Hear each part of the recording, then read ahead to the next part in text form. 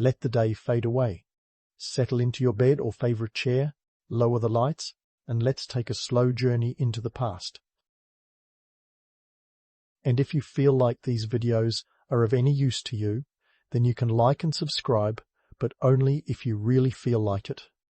And now, let's begin. In the days when scrolls were the hottest things since sliced bread, if sliced bread had been around, there was a place that made every bookworm's heart skip a beat, the Library of Alexandria. Think of it as the ancient world's one-stop shop for all things knowledge-related, where the only thing missing was a Wi-Fi connection.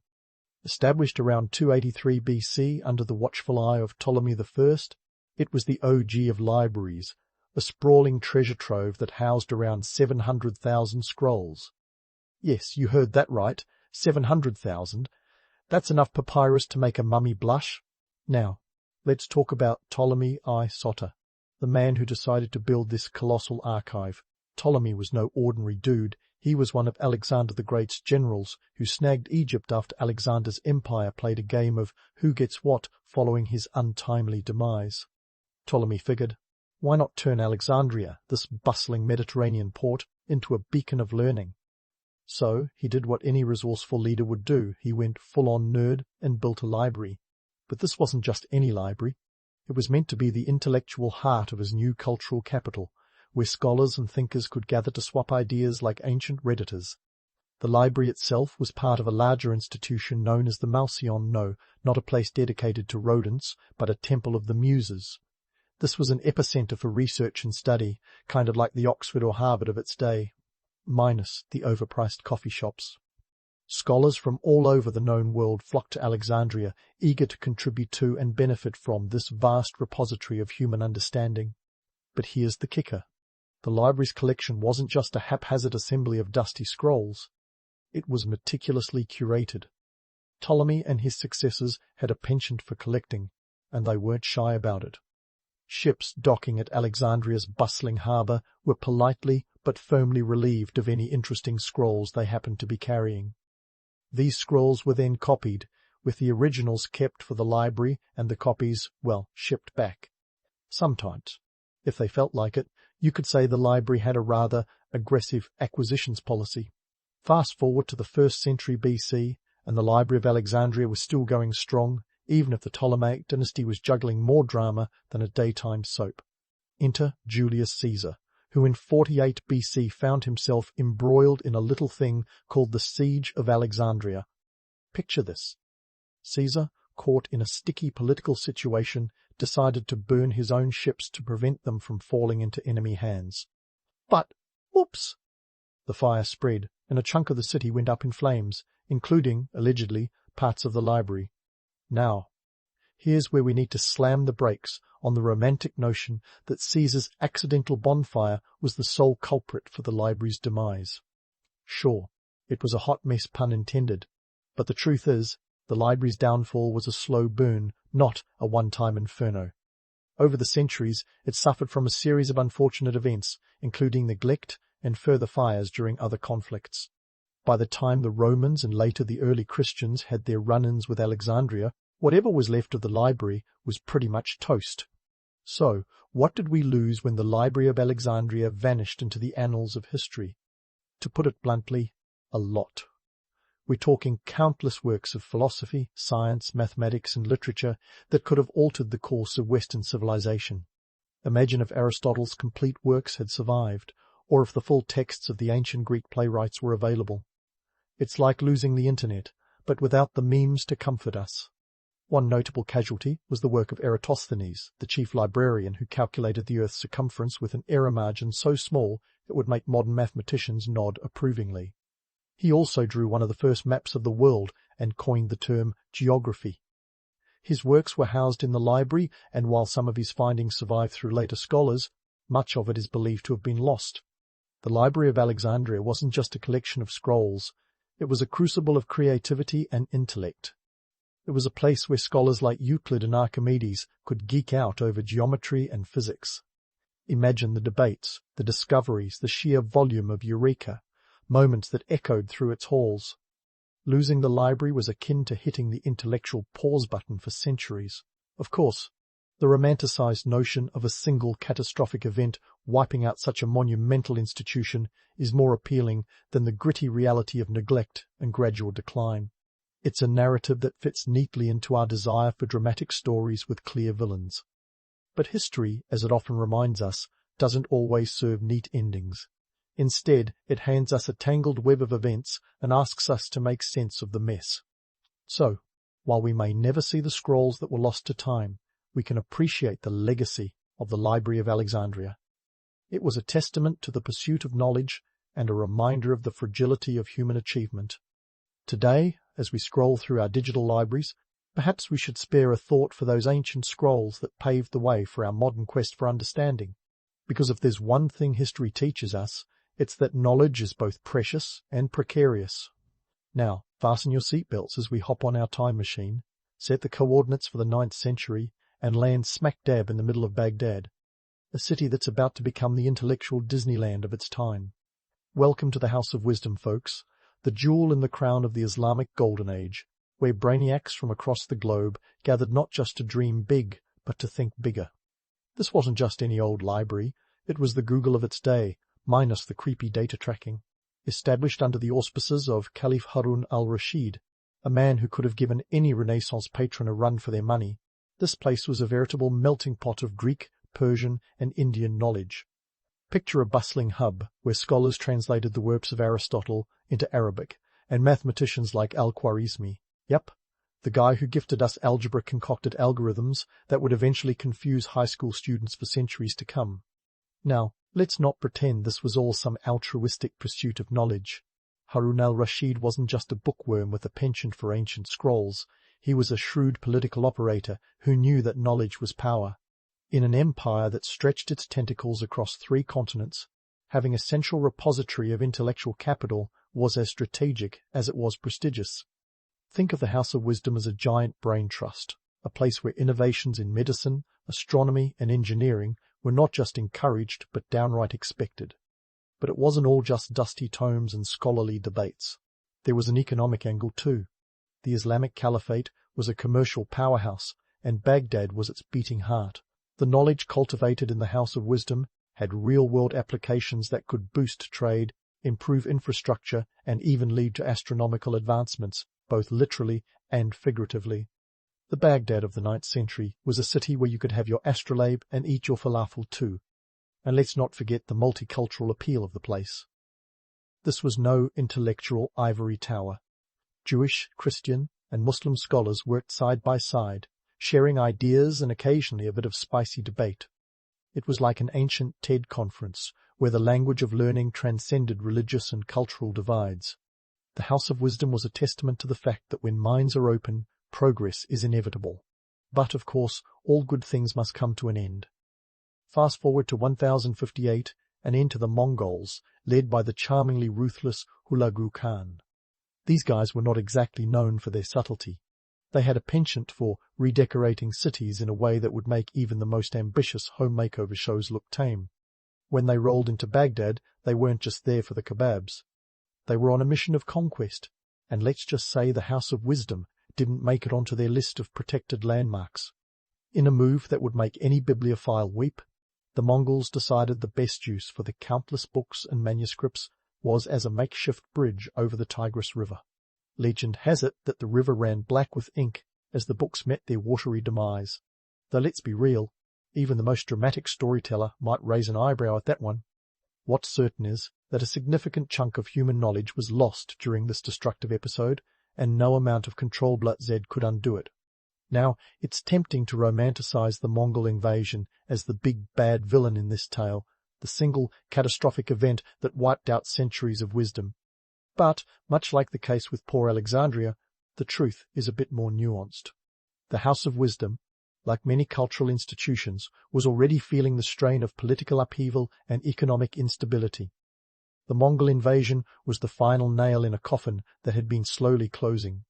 So what did we lose when the House of Wisdom fell? Aside from the obvious heartbreak of losing so much accumulated knowledge, the real tragedy was the loss of a cultural ethos that celebrated intellectual curiosity and cross-cultural collaboration. Imagine the possibilities if the spirit of the House of Wisdom had continued to thrive. Perhaps our understanding of the universe would have advanced centuries earlier, or maybe those algebra classes wouldn't have been such a struggle. Today, as we marvel at the achievements of the Islamic Golden Age, we're reminded of the fragility of knowledge. The House of Wisdom was more than just a library, it was a beacon of human potential, a reminder that when we unite our intellectual forces, we can achieve the extraordinary.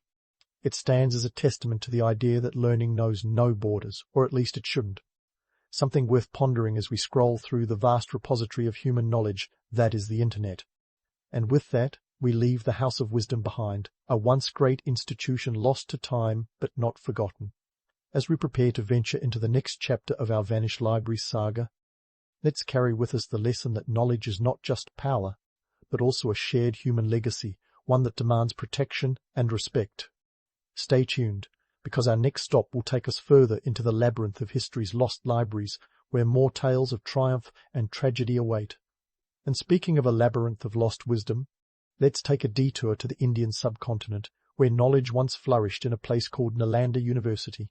Founded in the 5th century during the Gupta Empire's golden glow, Nalanda wasn't just an educational institution, it was the Harvard, MIT, and Hogwarts of its day, all rolled into one splendid campus.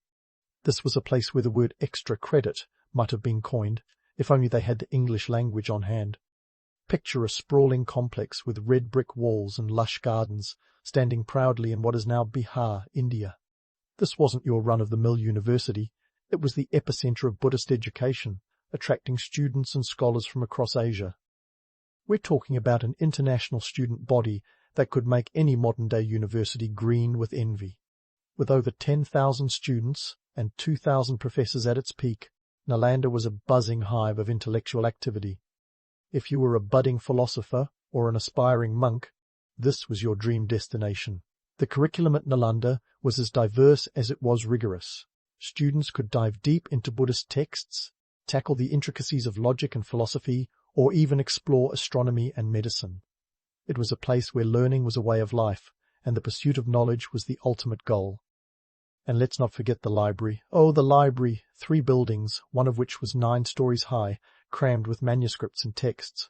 Imagine a treasure trove of knowledge, where every scroll was a potential game-changer in the world of academia. But let's not romanticize the life of a Nalanda student too much. Sure, the campus was beautiful, but academic life was no walk in the park. The exams were tougher than getting a Wi-Fi signal in a concrete bunker. Students had to memorize and debate complex texts, and they could be grilled by their professors at any turn. It was a rigorous intellectual boot camp designed to produce the brightest minds of the era. Yet, for all its intellectual brilliance, Nalanda's story ends in flames. Literally. Enter Bakhtiyar Khilji, a Turkic chieftain with a penchant for razing things to the ground. In 1193, he led an invasion that left Nalanda in ruins.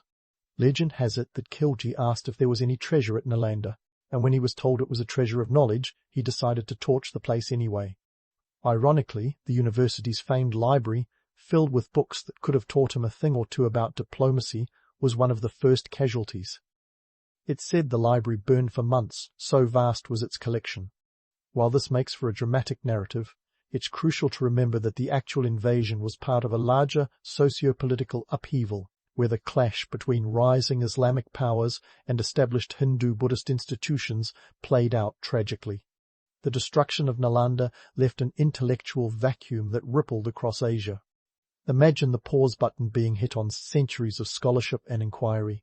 The loss of Nalanda wasn't just about the physical destruction of buildings and books, it was the erasure of a culture of learning that had taken centuries to cultivate. For the Buddhist world, it was akin to losing a guiding star. But why did Nalanda fall so easily? Well, it turns out that being a beacon of knowledge doesn't necessarily equip you with the skills to ward off invading armies. The political climate of the time was turbulent, to say the least. The Gupta Empire had long dissolved, and the fragmented Indian kingdoms were easy prey for ambitious invaders. Nalanda found itself caught in the crossfire of larger geopolitical ambitions, a tragic victim of the era's shifting power dynamics.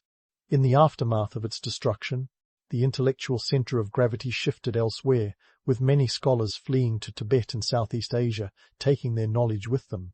This diaspora had its own set of consequences, leading to the spread of Buddhist teachings far and wide. While it's a small silver lining, it underscores a persistent theme in history, where one door closes, another opens, albeit sometimes much farther away than one would like. The loss of Nalanda is a stark reminder of the fragility of human achievement. Its demise highlights the precarious balance between knowledge and power, and how quickly the former can be overshadowed by the latter.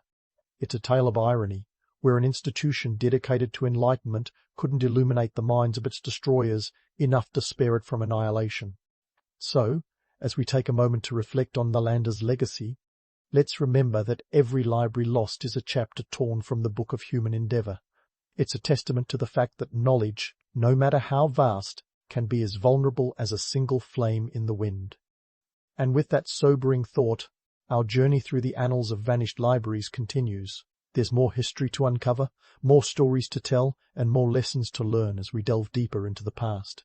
Stay tuned, because the pages of time are still turning, and the next chapter awaits.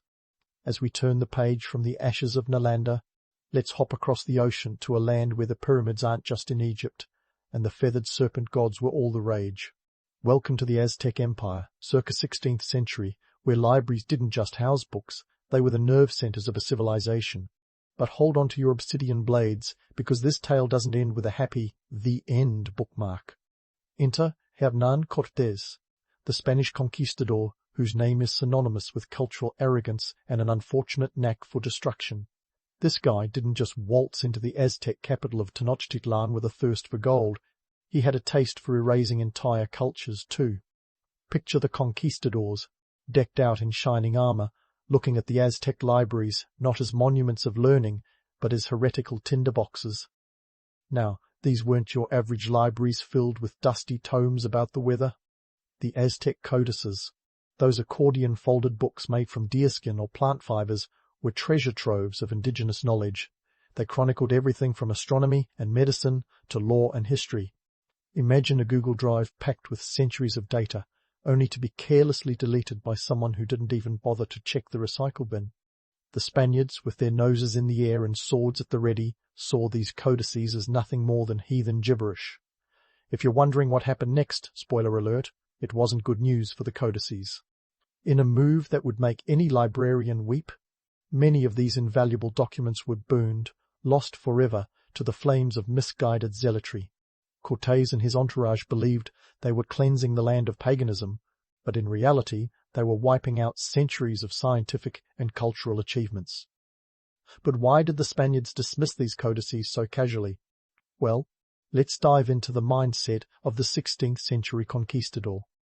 These guys were the poster children for Eurocentrism, convinced that anything outside their own worldview was inferior. They were on a mission to civilize, or so they thought, and the indigenous ways of life were obstacles to be bulldozed, not bridges to be crossed. The irony? The Aztecs had a calendar more accurate than any in Europe at the time.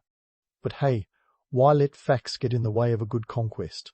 This cultural genocide, masked as a divine mission, was a tragedy not just for the Aztecs, but for all of humanity. Imagine the medical knowledge lost, the astronomical insights that could have propelled scientific progress by centuries. It's like finding out your ancestors had a cure for the common cold, but it got tossed on a bonfire because someone thought it was witchcraft. Of course, not every codex was reduced to ash. Some survived, hidden away or smuggled out, whispering tales of a world long gone.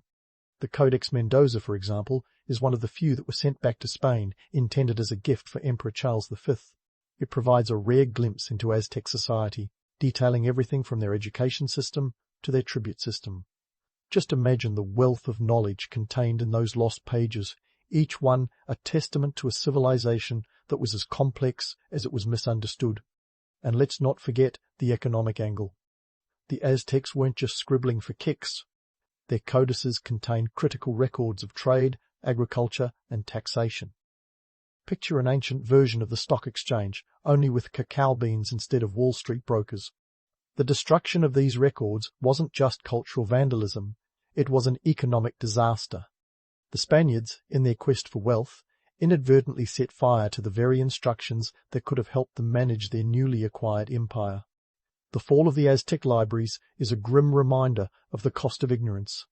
It's easy to romanticize the conquistadors as bold explorers, but the harsh reality is that their legacy is tainted by the knowledge they obliterated. The story of the Aztec codices is a stark illustration of how history often favors the conquerors, leaving the conquered to be remembered only in fragments and footnotes. As we ponder this tale of loss, let's take a moment to appreciate the resilience of human knowledge. Despite the best efforts of Cortés and his crew, the spirit of the Aztec people endures. Their traditions and stories have been passed down through generations, surviving in the hearts and minds of their descendants. It's a testament to the enduring power of culture, a reminder that while books can be burned, ideas are harder to extinguish. So, as we close the chapter on the Aztec Empire's libraries, let's reflect on the lessons learned and the knowledge that slipped through our fingers. History is a tapestry woven with both triumph and tragedy, and each lost library is a thread that reminds us of the fragility of human achievement. But don't pack away your time-travelling gear just yet. Our journey through history's vanished libraries is far from over, and there's more to explore in the chapters that lie ahead. Stay with us as we continue to delve into the annals of forgotten knowledge and the stories of those who dared to dream. As we close the chapter on the Aztec Empire's libraries, let's shift our gaze across the Atlantic to a fledgling nation where the ink was still drying on its Declaration of Independence. Welcome to Washington, D.C., circa 1814, where the young United States was learning the hard way that declaring independence from the British Crown was one thing, but keeping it was quite another. Enter the War of 1812, a conflict that saw the British and Americans facing off again, this time with a bit more oomph, and not in a good way for the Library of Congress. Now, the Library of Congress wasn't always the colossal repository of knowledge we know today. Back in 1800, it was just a fledgling collection, established with a modest budget of $5,000. That's right, folks. The cornerstone of American intellectual life started with the price of a mid-range used car. Congress initially housed it in the Capitol, thinking it was a safe bet. Spoiler alert, it wasn't. Let's set the scene. August 1814, a time when the British decided to take a little stroll into Washington, D.C., and by stroll, I mean they marched in with the intent of leaving a fiery calling card. The British were a bit peeved with the US, for various reasons, not least of which was the American penchant for invading Canada. So, they figured a little tit-for-tat was in order, and the White House, along with other government buildings, felt the heat literally. When they torched the Capitol, the nascent Library of Congress went up in flames, taking with it 3,000 volumes that had barely had time to gather dust. But this isn't just a sad tale of ashes and soot. Enter Thomas Jefferson, America's third president, and a man who, despite his contradictions, had an unwavering love for books. When he heard about the library's destruction, he didn't just shrug and move on. Oh no, Jefferson saw an opportunity. He offered to sell his personal library to Congress, and when I say personal library, I'm talking about 6,487 volumes.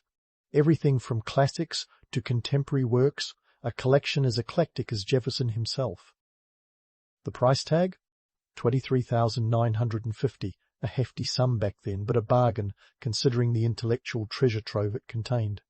Now, let's pause for a moment to appreciate the irony. Jefferson's library was far more comprehensive than the original collection, and it set the stage for the Library of Congress to become a true national library.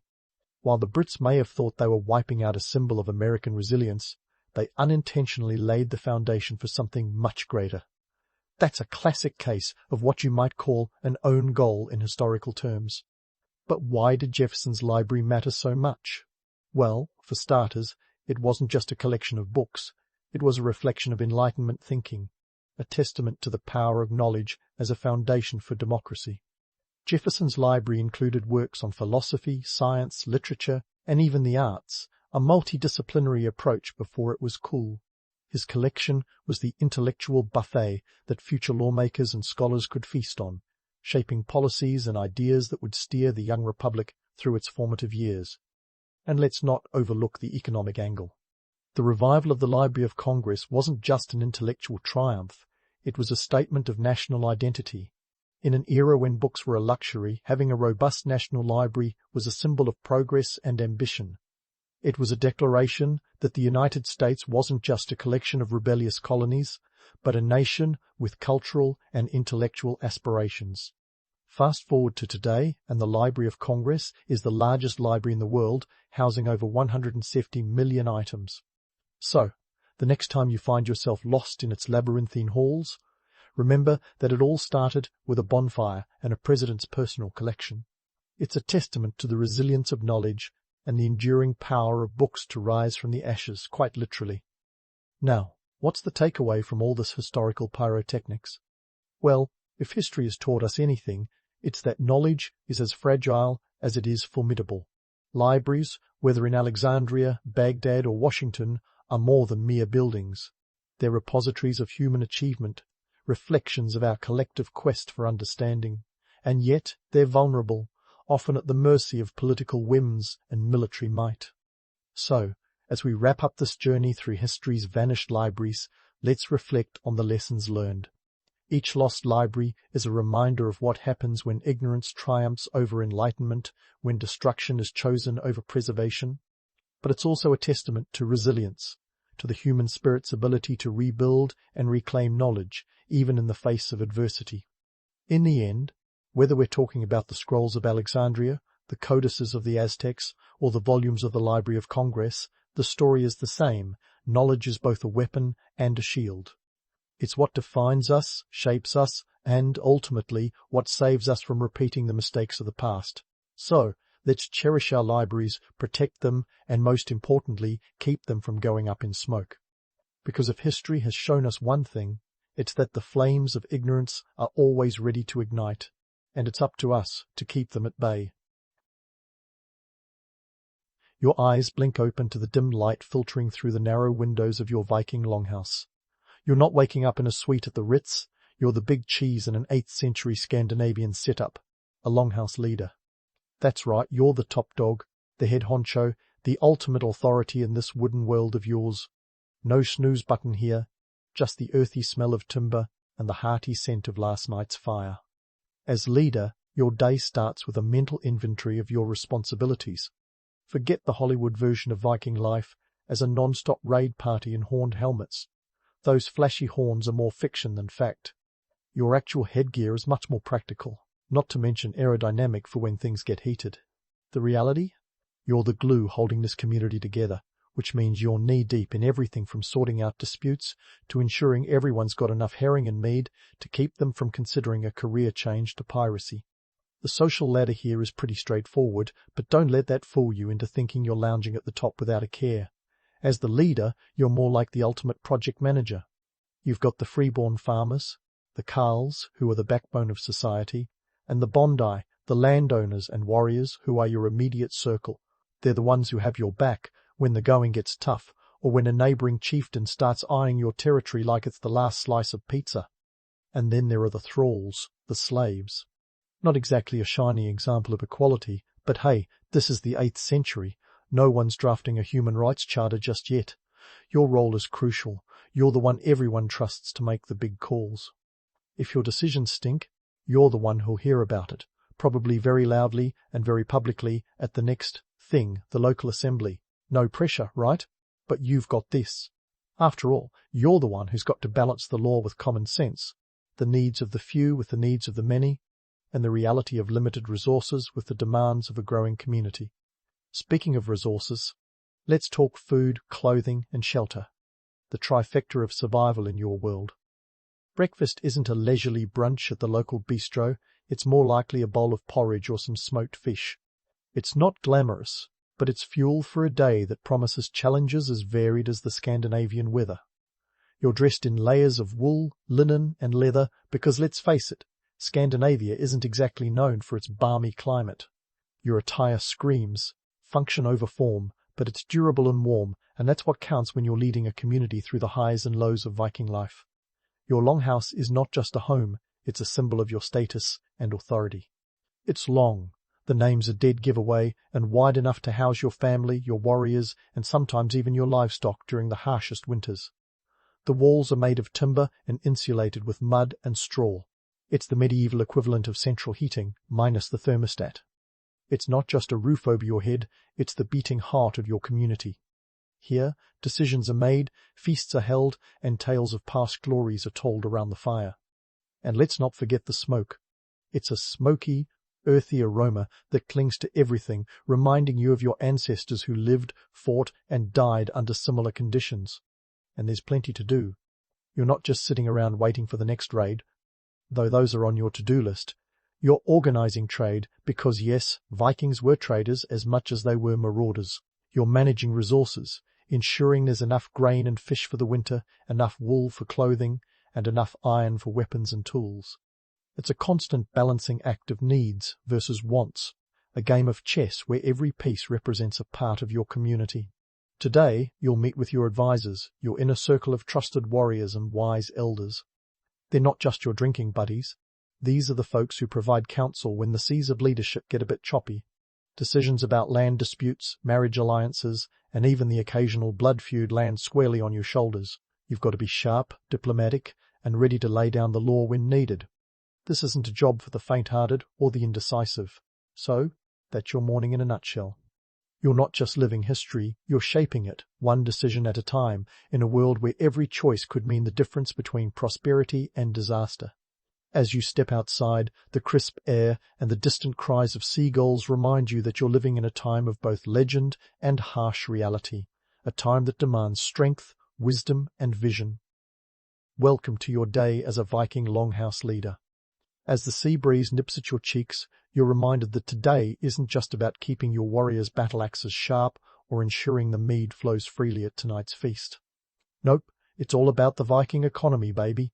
A complex web of trade and commerce that's as underappreciated as the unsung hero of a blockbuster film.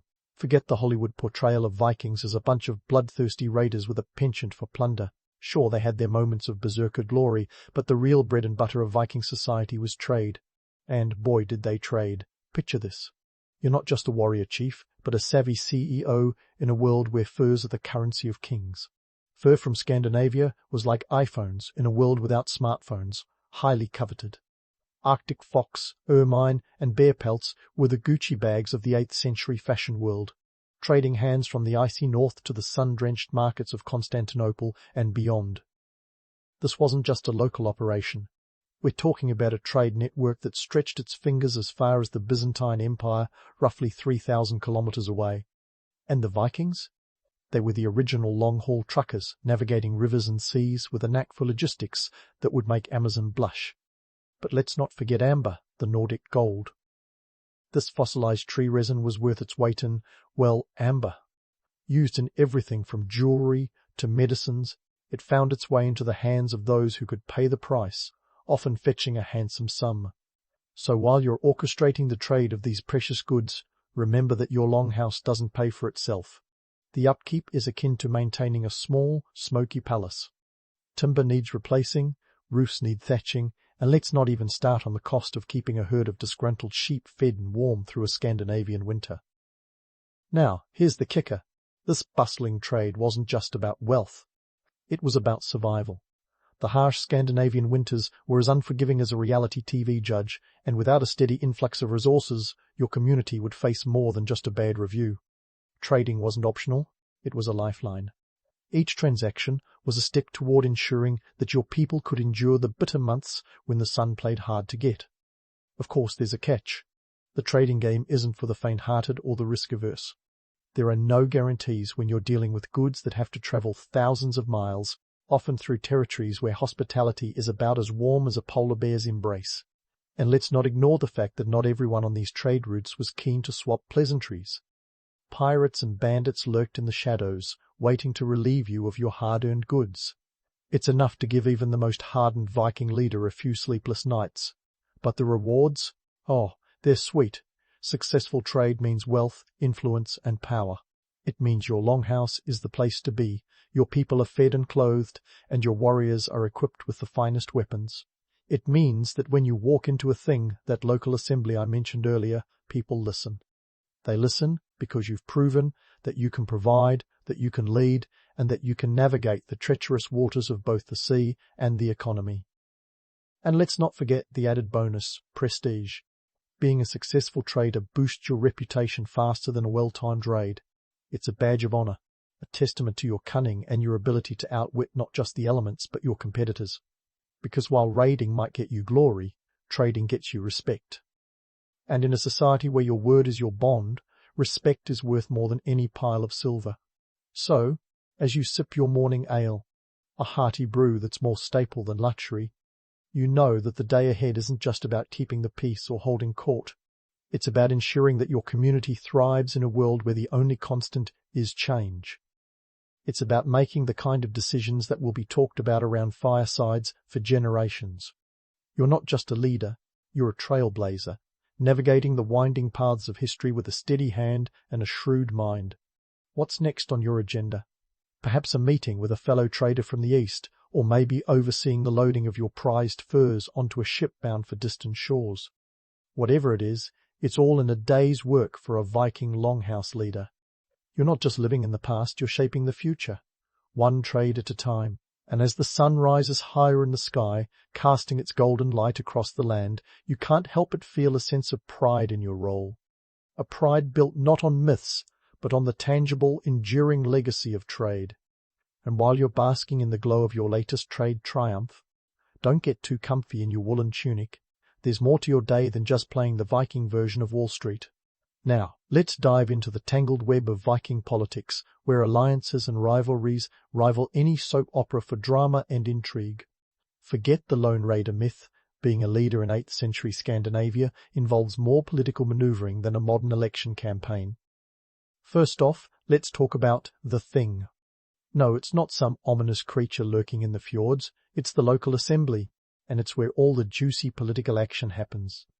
The Thing is where disputes are settled, laws are made, and alliances are forged or broken. Think of it as your very own ancient parliament, minus the parliamentary procedure and with a bit more ale thrown in. It's a place where your skills in diplomacy and public speaking really get to shine or fall flat on their face if you're not careful. As the head of your Longhouse, you've got a prime seat at the Thing, but don't let that fool you into thinking you're untouchable. This isn't a dictatorship. It's more like an oligarchy with a hint of chaos. Here, every free man has a voice, and while that sounds all democratic and noble, it's actually a bit like herding cats. Everyone has an opinion, and everyone thinks theirs is the one that matters most. Your job? To listen, to negotiate, and to ensure that when the dust settles, your interests and those of your community are protected. And here's where it gets interesting. The Thing isn't just about maintaining the status quo. It's also about building a network of alliances that can be the difference between peace and war. Remember, this is a time when territorial disputes were as common as the morning mist over the mountains. A well-placed alliance can secure your borders, boost your trade opportunities, and provide much-needed military support when the local rival gets a bit too ambitious. But alliances don't just happen. They're crafted through careful negotiation and, more often than not, through marriage. Enter the world of strategic marriages. Forget about love and romance. This is politics, pure and simple. Marrying off your son or daughter isn't just about finding a partner who can churn butter and weave cloth. It's about securing a pact with another powerful family, preferably one with enough warriors to give anyone thinking of raiding your lands a serious pause. These unions are the social glue that holds the political landscape together. It's like Game of Thrones, but with more fur and fewer dragons. Let's not forget the rivalries, though. They're as much a part of the political scene as the alliances. Remember, you're not the only leader with aspirations and ambitions. Neighboring chieftains are eyeing your lands, your wealth, and your influence. They're like hawks circling a particularly plump rabbit, waiting for the right moment to swoop in. It's a delicate dance of power, where one misstep can lead to disaster. That's why you've got to be sharp, constantly assessing the balance of power, making sure that your rivals know you're not to be trifled with. But it's not all about brute force and intimidation. The Vikings had a keen sense of justice, and the Thing was also about ensuring that laws were fair and just, or as fair as they could be in a world where strength often trumped fairness. The laws themselves were passed down orally, recited by the law speaker, a role as revered as it was essential. This wasn't just a matter of memorizing a few rules, it was about maintaining the cultural and social fabric of Viking society. The law speaker's job was to ensure that the laws were upheld and that justice was served, a task that required a keen mind and a silver tongue. And as you participate in these assemblies, you're not just shaping the political landscape, you're also shaping the future of your community. Every decision you make, every alliance you forge, and every rivalry you navigate has long-term consequences. It's a game of strategy where each move must be carefully considered and each outcome weighed. You're like a chess master, but instead of pawns and knights, you're dealing with warriors and chieftains, each with their own agendas and ambitions. So as the sun begins to dip below the horizon, casting long shadows across the land, you know that your day is far from over. There are still decisions to be made, alliances to be strengthened, and perhaps a few rivals to outmaneuver. Because in this world, being a leader isn't just about wielding power, it's about understanding the complex web of relationships that make up Viking society. It's about being a statesman, a diplomat, and sometimes a bit of a gambler, all wrapped up in one. And as you finally sit down to your evening meal, surrounded by your family and your most trusted advisors, you can't help but reflect on the day's events. You've navigated the political landscape with skill and cunning, building bridges where needed and burning them when necessary. You've proven once again that being a Viking leader is about much more than raids and battles. It's about the delicate art of politics, where every decision is a step towards securing your legacy. But the night is young, and who knows what tomorrow will bring. Perhaps a new challenge, a new opportunity, or maybe even a new alliance that could change the course of history.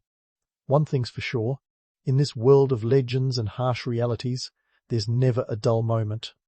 And as you raise a toast to the day's successes, you know that you're not just living history, you're writing it, one decision at a time. Tomorrow may bring its own surprises, but for now, let's take a deeper dive into the cultural waters of Viking society. Because, my friend, it's not all brawn and battles. There's a rich tapestry of norms, beliefs, and storytelling that keeps this mighty ship of Scandinavian life afloat. First off, let's tackle gender roles. Spoiler, Viking society was a bit more progressive than you might think, but don't go breaking out the feminism banners just yet. Yes, women had more rights than in many other contemporary cultures, but they weren't exactly running the show. They could own property, request a divorce, take that, Henry VIII, and even wield swords if the situation demanded.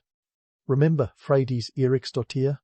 She allegedly fought off a group of indigenous people in Vinland while pregnant. Talk about multitasking. But don't get too starry-eyed. Viking society was still very much a man's world. Women were primarily in charge of the home, which in itself was a never-ending saga. We're talking about tasks like managing the household economy, textile production, and raising the next generation of would-be raiders and traders. And let's not forget childbirth. It was a high-stakes gamble in an era before epidurals, with survival rates that would make today's doctors wince. Now, let's pivot to that fascinating Viking religion, a patchwork quilt of superstition, ritual, and a pantheon of gods who'd give any soap opera a run for its money. Odin, the All-Father, was a god of war, poetry, and wisdom, proving that you could be both a warrior and a wordsmith.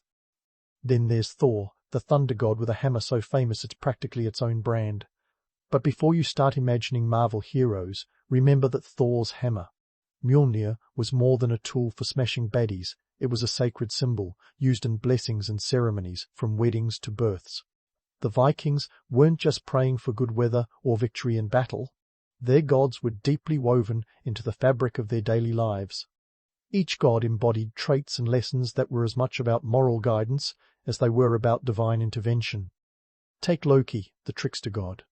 He wasn't just about causing chaos. His stories were cautionary tales about the dangers of deceit and betrayal. Now, let's talk myths, those enticing tales that blur the lines between fact and fiction. For the Vikings, myths weren't just bedtime stories, they were the oral tradition that held communities together. In a world where literacy wasn't exactly a household skill, storytelling was the ultimate medium. Skalds, the Viking bards, were the rock stars of their day, reciting epic sagas that preserved history, entertained, and taught valuable lessons. These stories weren't just for kicks, they were the social glue. They reinforced societal norms, explained natural phenomena, and even justified social hierarchies. Imagine sitting in a smoky longhouse, the flicker of firelight casting shadows as a skald spins tales of the gods and heroes, each story laden with moral instruction and cultural wisdom. It's like a TED Talk with more mead and fewer PowerPoint slides. But let's not gloss over the darker side. These myths, while enchanting, also reinforced a rigid social order. They celebrated warrior culture, glorified revenge, and sometimes justified the less savory aspects of Viking life, like slavery and blood feuds. So while they offered a sense of identity and continuity, they also perpetuated the very cycles of violence and retribution that could tear communities apart. And what about the afterlife? Forget the fluffy clouds and harps. Viking heaven, or Valhalla, was an eternal feast for warriors who fell bravely in battle. It's the ultimate reward, a never-ending party where the ale flows like water and the guest list is strictly invite-only for those who died with sword in hand. But for the rest? Well, there was hell, a more subdued afterlife that wasn't exactly the stuff of legends, but was more of a resting place for those who died of mundane causes. But before you start thinking it's all doom and gloom, remember that these beliefs were a source of comfort and community cohesion. They offered explanations when the world seemed chaotic and reassurance in the face of life's harsh realities. In a land where winters were long and unforgiving, and life was a precarious balance of survival and ambition, these stories were the lifeblood of Viking culture. So as you ponder the tapestry of Viking life, remember that it's not just about raids and riches, it's a complex world of social norms, religious beliefs, and oral traditions that defined who they were and how they saw their place in the cosmos. It's a world where the gods were part of the everyday, where myths taught and entertained, and where society was a delicate dance of roles and expectations. And as you take one last sip of your evening ale, surrounded by the echoes of today's decisions and tomorrow's possibilities, you can't help but feel a connection to those ancient storytellers and the vibrant culture they helped preserve. Because in the end, history isn't just a series of events, it's a living narrative, a story that continues to unfold, shaped by the choices of leaders like you. And while tomorrow may hold new challenges and opportunities, one thing's for sure, you're ready to write the next chapter. As the last embers of your day flicker in the hearth, it's time to shift gears from trade routes and political chess games to the warm embrace of a Viking feast. You're not just hosting a dinner party, you're orchestrating a communal symphony where every note, whether it's the clink of drinking horns or the laughter of children, is a testament to the bonds that keep this rugged community thriving. This isn't some medieval potluck where everyone brings a casserole. No, this is a full-blown celebration, a chance to unwind and fortify the social fabric that's as vital as any sword or shield. Picture the scene. Your longhouse aglow with firelight, smoky tendrils curling in the rafters, while the savoury scent of roasted boar mingles with the earthy aroma of freshly baked bread. It's a sensory overload that would make even the most austere monk abandon thoughts of fasting. The tables are laden with the fruits of your labour barley bread, smoked fish, and perhaps even the rare indulgence of exotic spices brought back from far-flung lands. Each dish is a tangible reminder of your community's resilience and resourcefulness. After all, in a world where the growing season is shorter than a Viking winter day, every meal is hard-won. But let's not romanticize it too much. This is a feast in the 8th century, not a Michelin-starred affair. Table manners are more grab and growl than pass the grey poupon, and hygiene is about as high on the list as a thrall's rights. Yet, as you sip your mead, the sweet, honeyed brew that's practically a Viking staple, the camaraderie is undeniable. This is more than just sustenance. It's a renewal of the social contract, a time to solidify alliances and share tales that remind everyone why they follow you. And speaking of tales, here's where the storytelling really kicks in. Forget Netflix. The only streaming service available is the oral tradition, with skalds as the master storytellers.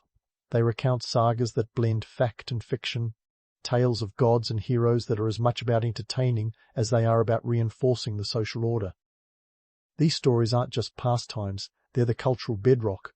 They preserve history, teach moral lessons, and remind everyone of their place in the cosmic order. Your community might not have a written language as we know it, but boy, do they know how to keep a narrative alive. Yet, as the mead flows and the stories grow more grandiose, it's a good moment to reflect on the blend of myth and reality that defines Viking identity. You see, the line between legend and life is as blurred as a drunk's vision after too much ale. Take the myth of the horned helmet, for instance. It's a captivating image. But as archaeologists have pointed out, there's no evidence that Vikings actually wore such flamboyant headgear into battle.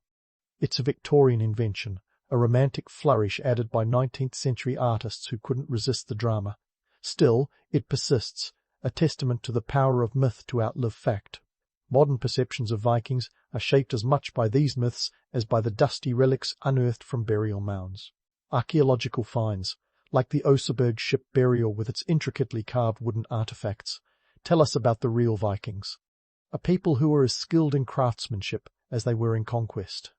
Yet Hollywood loves a good battle scene, so the raid on Lindisfarne gets the spotlight, while the subtler achievements, like the sophisticated trade networks or the art of shipbuilding, often fade into the background. But don't get me wrong, there's a reason these myths endure. They capture the imagination, painting the Vikings as larger-than-life figures who could sail the seas and challenge the gods.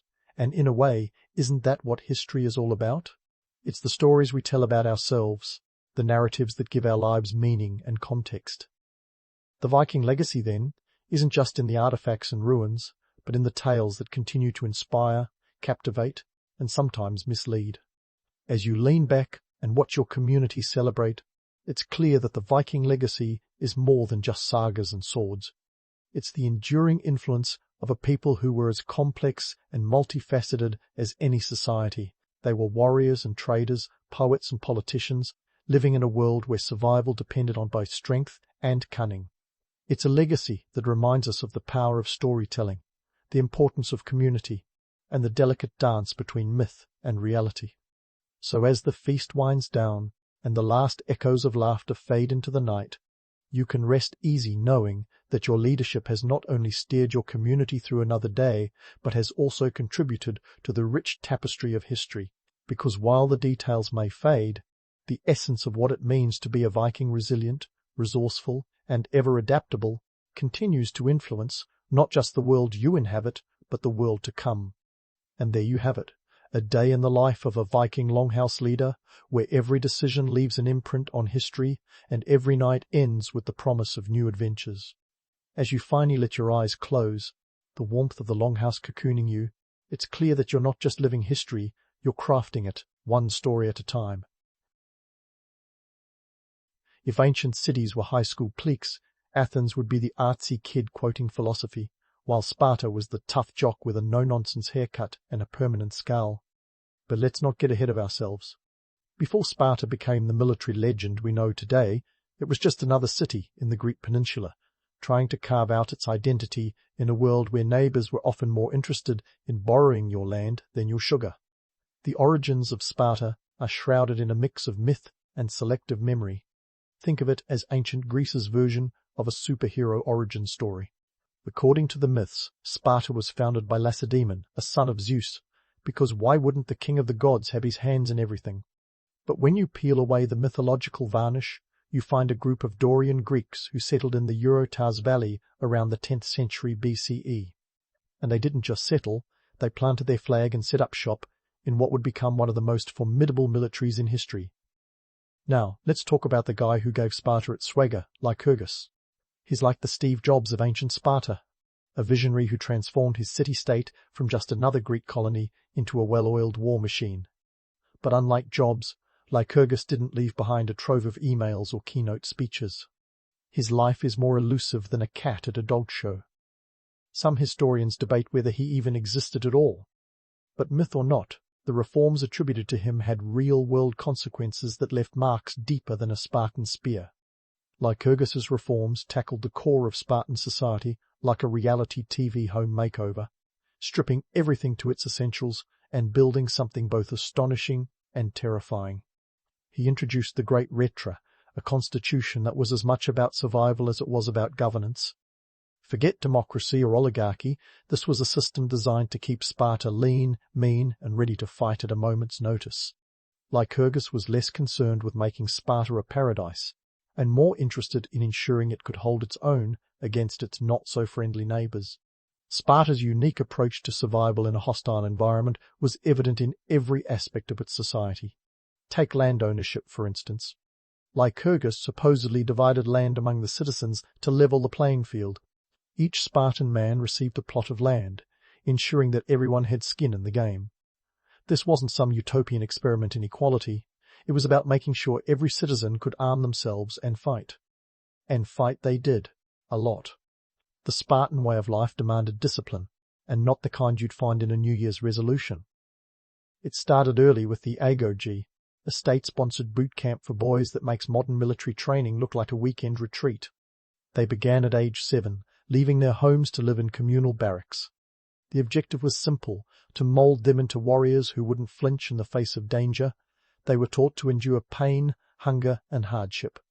If you've ever wondered why Spartans were so stoic, it's probably because they spent their formative years wrestling with wolves, or at least the Spartan version of them. But why all this focus on military might? Simple. Sparta was surrounded by hostile forces, and they had a distinct knack for annoying their neighbours. The city was smack in the middle of the Peloponnesian Peninsula, a strategic location that made it both an asset and a target.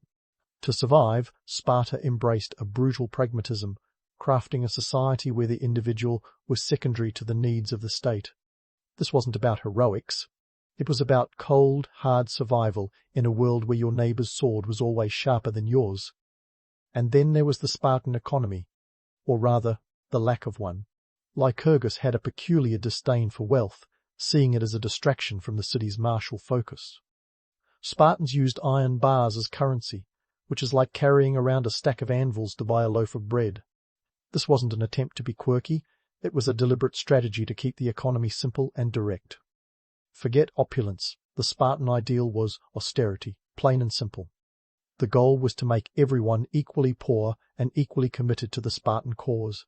Socially, Lycurgus's reforms turned Sparta into a fortress of conformity. Everyone had a role, from the warriors to the helots, a class of serfs who handled the drudgery of daily life so the Spartans could focus on training and warfare. The helots were an interesting bunch, mostly because they outnumbered their Spartan overlords by a significant margin. Some estimates suggest a ratio of 7-1. The Spartans lived in constant fear of helot uprisings, which explains their obsession with military readiness and internal security. All these elements combined to create a society that was as fascinating as it was formidable. Sparta wasn't just about the battles, it was about building a culture that could withstand the test of time. While the rest of Greece dabbled in art, philosophy, and democracy, Sparta kept its eyes on the prize, survival. It's no wonder their legacy has endured, a testament to the power of discipline, strategy, and the occasional mythological embellishment. So, there you have it, the origins of Sparta, a city-state that turned survival into an art form.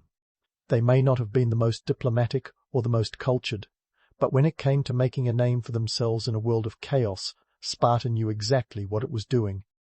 They weren't just playing the game, they were rewriting the rules, and in the process, they created a legacy that would echo through the ages, a testament to the power of strategic thinking and a healthy dose of Spartan grit. As we turn the page on Sparta's grand entrance into the annals of history, it's time to zero in on what really made them tick, the agoge system. If you've ever wondered how Sparta churned out soldiers tougher than a $2 steak, this was their secret sauce. The agoge was less a school and more a relentless boot camp designed to transform boys into warriors who could stare down a lion and not flinch.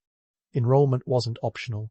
At the tender age of 7, Spartan boys left their homes and entered a world where the only way forward was through blood, sweat, and the occasional broken bone. Living in the agoge was like being on the world's longest episode of Survivor, minus the tropical island and with a lot more yelling.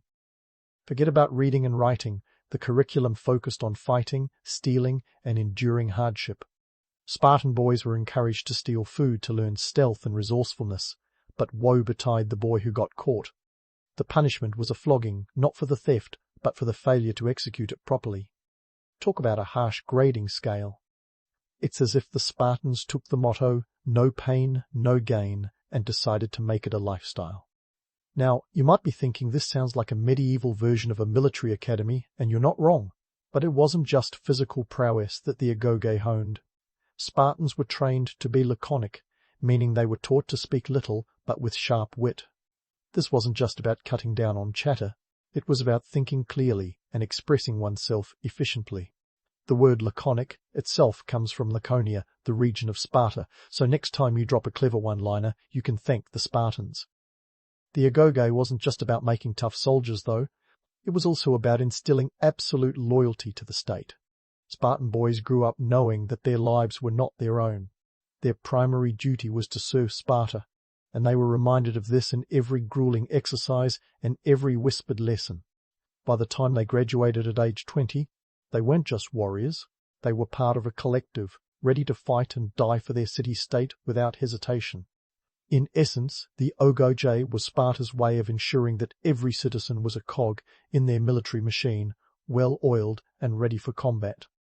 Now let's shift gears and talk economics, because behind every Spartan warrior was a helot doing the grunt work. Helots were the enslaved population of Sparta, and their role was crucial to the Spartan way of life. Spartans didn't farm their own land or handle mundane chores, the helots did that, freeing up the Spartans to focus on training and warfare. But here's a twist. Helots outnumbered their Spartan overlords by a significant margin. Some estimates claim as much as 7-1. Imagine living in a house where the servants outnumber the family. There's bound to be some nervous glances and sleepless nights. To say Spartans were paranoid about helot uprisings is an understatement. They were so concerned that they'd annually declare war on the helots to justify keeping them oppressed. It was a brutal system that ensured the helots remained in check, while also serving as a stark reminder to anyone considering rebellion. This forced labour system allowed Sparta to maintain its military focus, but at a tremendous moral cost. Romanticising the Spartan warrior ignores the reality that their lifestyle was built on the backs of a subjugated people. And here's where the myth-busting comes in. We often picture Spartan warriors as noble heroes, but the truth is murkier. The Agogian helot system created a society that was as dependent on repression as it was on discipline. Sure, the Spartans were the elite soldiers of their time, but their success was as much about strategic exploitation as it was about valor. It's easy to admire the Spartans for their bravery and skill, but harder once you dig into the grim realities of how they maintained their way of life. That said, the Spartan economy was as Spartan as the warriors themselves. With iron bars as currency, trade was practically non-existent. Lycurgus's disdain for luxury meant that Spartans lived austerely, with little room for personal wealth or ambition. This enforced equality was partly why Sparta could focus so singularly on its military pursuits. But it also meant that innovation and progress in other areas, like the arts and sciences, were stifled. While Athens was busy shaping Western civilization, Sparta was ensuring its survival, one iron bar at a time. In sum, the Spartan system was a complex web of discipline, exploitation, and survival. The Agoge created soldiers who were the envy of the ancient world, but it did so at the cost of individuality and freedom. The Spartan economy, propped up by helot labor, allowed them to pursue a singular military focus, but left them isolated in other cultural developments. As we peel back the layers of Spartan society, it becomes clear that their legacy is as much about the human cost of their achievements as it is about their military prowess. So, the next time you hear someone say they're Spartan in their lifestyle, remember, it's not just about minimalism, it's about a lifetime of sacrifice and a society built on stark contrasts. So, as we leave behind the grueling tales of Spartan training and the helot workforce, let's pivot to the political stage of this ancient drama. You might think the Spartans, with all their focus on brawn, would have a political system as simple as a spear thrust. But, surprise, Spartan politics were as intricate as a game of chess, and surprisingly, they played it with a cunning that would make Machiavelli nod approvingly. First up, the dual kingship, a political oddity that sounds like a setup for sitcom hijinks. Sparta had not one but two kings simultaneously. That's right. Two royal heads on the same proverbial coin. This wasn't a case of wanting to double the fun or share the blame when things went sideways. It was a strategic choice, a unique blend of monarchy and checks and balances, with one king often leading the military campaigns while the other stayed back to handle domestic affairs. This arrangement ensured that wherever a king went, Sparta was covered. No tyrant would rise, and the city wouldn't grind to a halt if one king decided to take an extended siesta on the battlefield. Now, let's talk about the Gerousia, the Spartan council that was as much a seat of wisdom as it was a retirement plan for the elite. Consisting of 28 elders over the age of 60 and the two kings, this council was a blend of experience and, let's be honest, a bit of senility. With age came respect, and these elders had seen enough sunrises to offer sage advice, or at least unanimous decisions that wouldn't upset the apple cart. They were elected by acclamation, a method that's about as scientific as shouting louder than your neighbor at a rock concert. Despite the seemingly chaotic election process, the Gerusae wielded significant power, proposing laws and acting as a supreme court. They were the wise old owls of Sparta, ensuring that the city didn't veer too far off course while the younger generation flexed their muscles. And then there was the Ephorate, a group of 5 officials who were elected annually and wielded power like a kid with a new toy. These guys were the real power brokers, implementing the policies of the Gerousia and kings while also keeping an eye on those same kings to ensure they didn't start thinking too highly of themselves. The ephors could even depose a king, a reminder that even in Sparta, absolute power was an illusion. Talk about keeping your rulers on their toes. The Ephorate acted as a balancing force, a political Jenga tower that kept the whole system from toppling over. This political structure, as labyrinthine as it was, allowed Sparta to flex its diplomatic muscles as much as its biceps. They weren't just about swinging swords. They knew when to shake hands and when to draw the line in the sand. Sparta's strategic alliances, like the Peloponnesian League, were testament to their savvy. Sure, they could have relied solely on brute force, but they understood the value of having friends, or at least frenemies, in high places. They knew that maintaining power wasn't just a matter of winning battles, but also of winning hearts and minds, even if those hearts and minds were often coerced. Now, before you get too caught up in the romanticism of Spartan diplomacy, let's be clear, their approach was as ruthless as it was strategic. When Sparta entered into alliances, it wasn't out of love for its neighbours, but rather a recognition of shared interests or a shared enemy. Take, for instance, their alliance with Athens during the Persian Wars. It was less about camaraderie and more about the pressing need to face a common threat. Once the Persians were out of the picture, the Spartans and Athenians were back to eyeing each other like cats sizing up rival territory. Spartans also knew the art of the timely retreat, a move as strategic as any victory. When diplomacy failed and conflict was inevitable, they were masters of using their reputation to their advantage. The mere presence of Spartan troops could deter aggression, a testament to their fearsome reputation. But when the tide turned against them, they weren't too proud to fall back, regroup, and fight another day. It was this pragmatic approach that kept them in power for as long as they were, balancing aggression with restraint, a dance of war and peace that kept their enemies guessing. But there's a twist in this tale. For all their cunning, the Spartans were ultimately undone by the very rigidity they so carefully maintained. The reliance on their military prowess and the strict social order meant they weren't equipped to adapt to the changing world around them. As their rivals evolved and expanded, Sparta remained stuck in its ways, like a champion boxer who refuses to learn new moves. This inflexibility would eventually lead to their downfall, a cautionary tale about the dangers of resting on one's laurels, or in this case, one's swords. Even at the height of their power, Sparta's political system had to constantly juggle internal pressures and external threats. The Helot population was a constant reminder of the potential for rebellion, and the need to maintain a strong military presence left little room for error.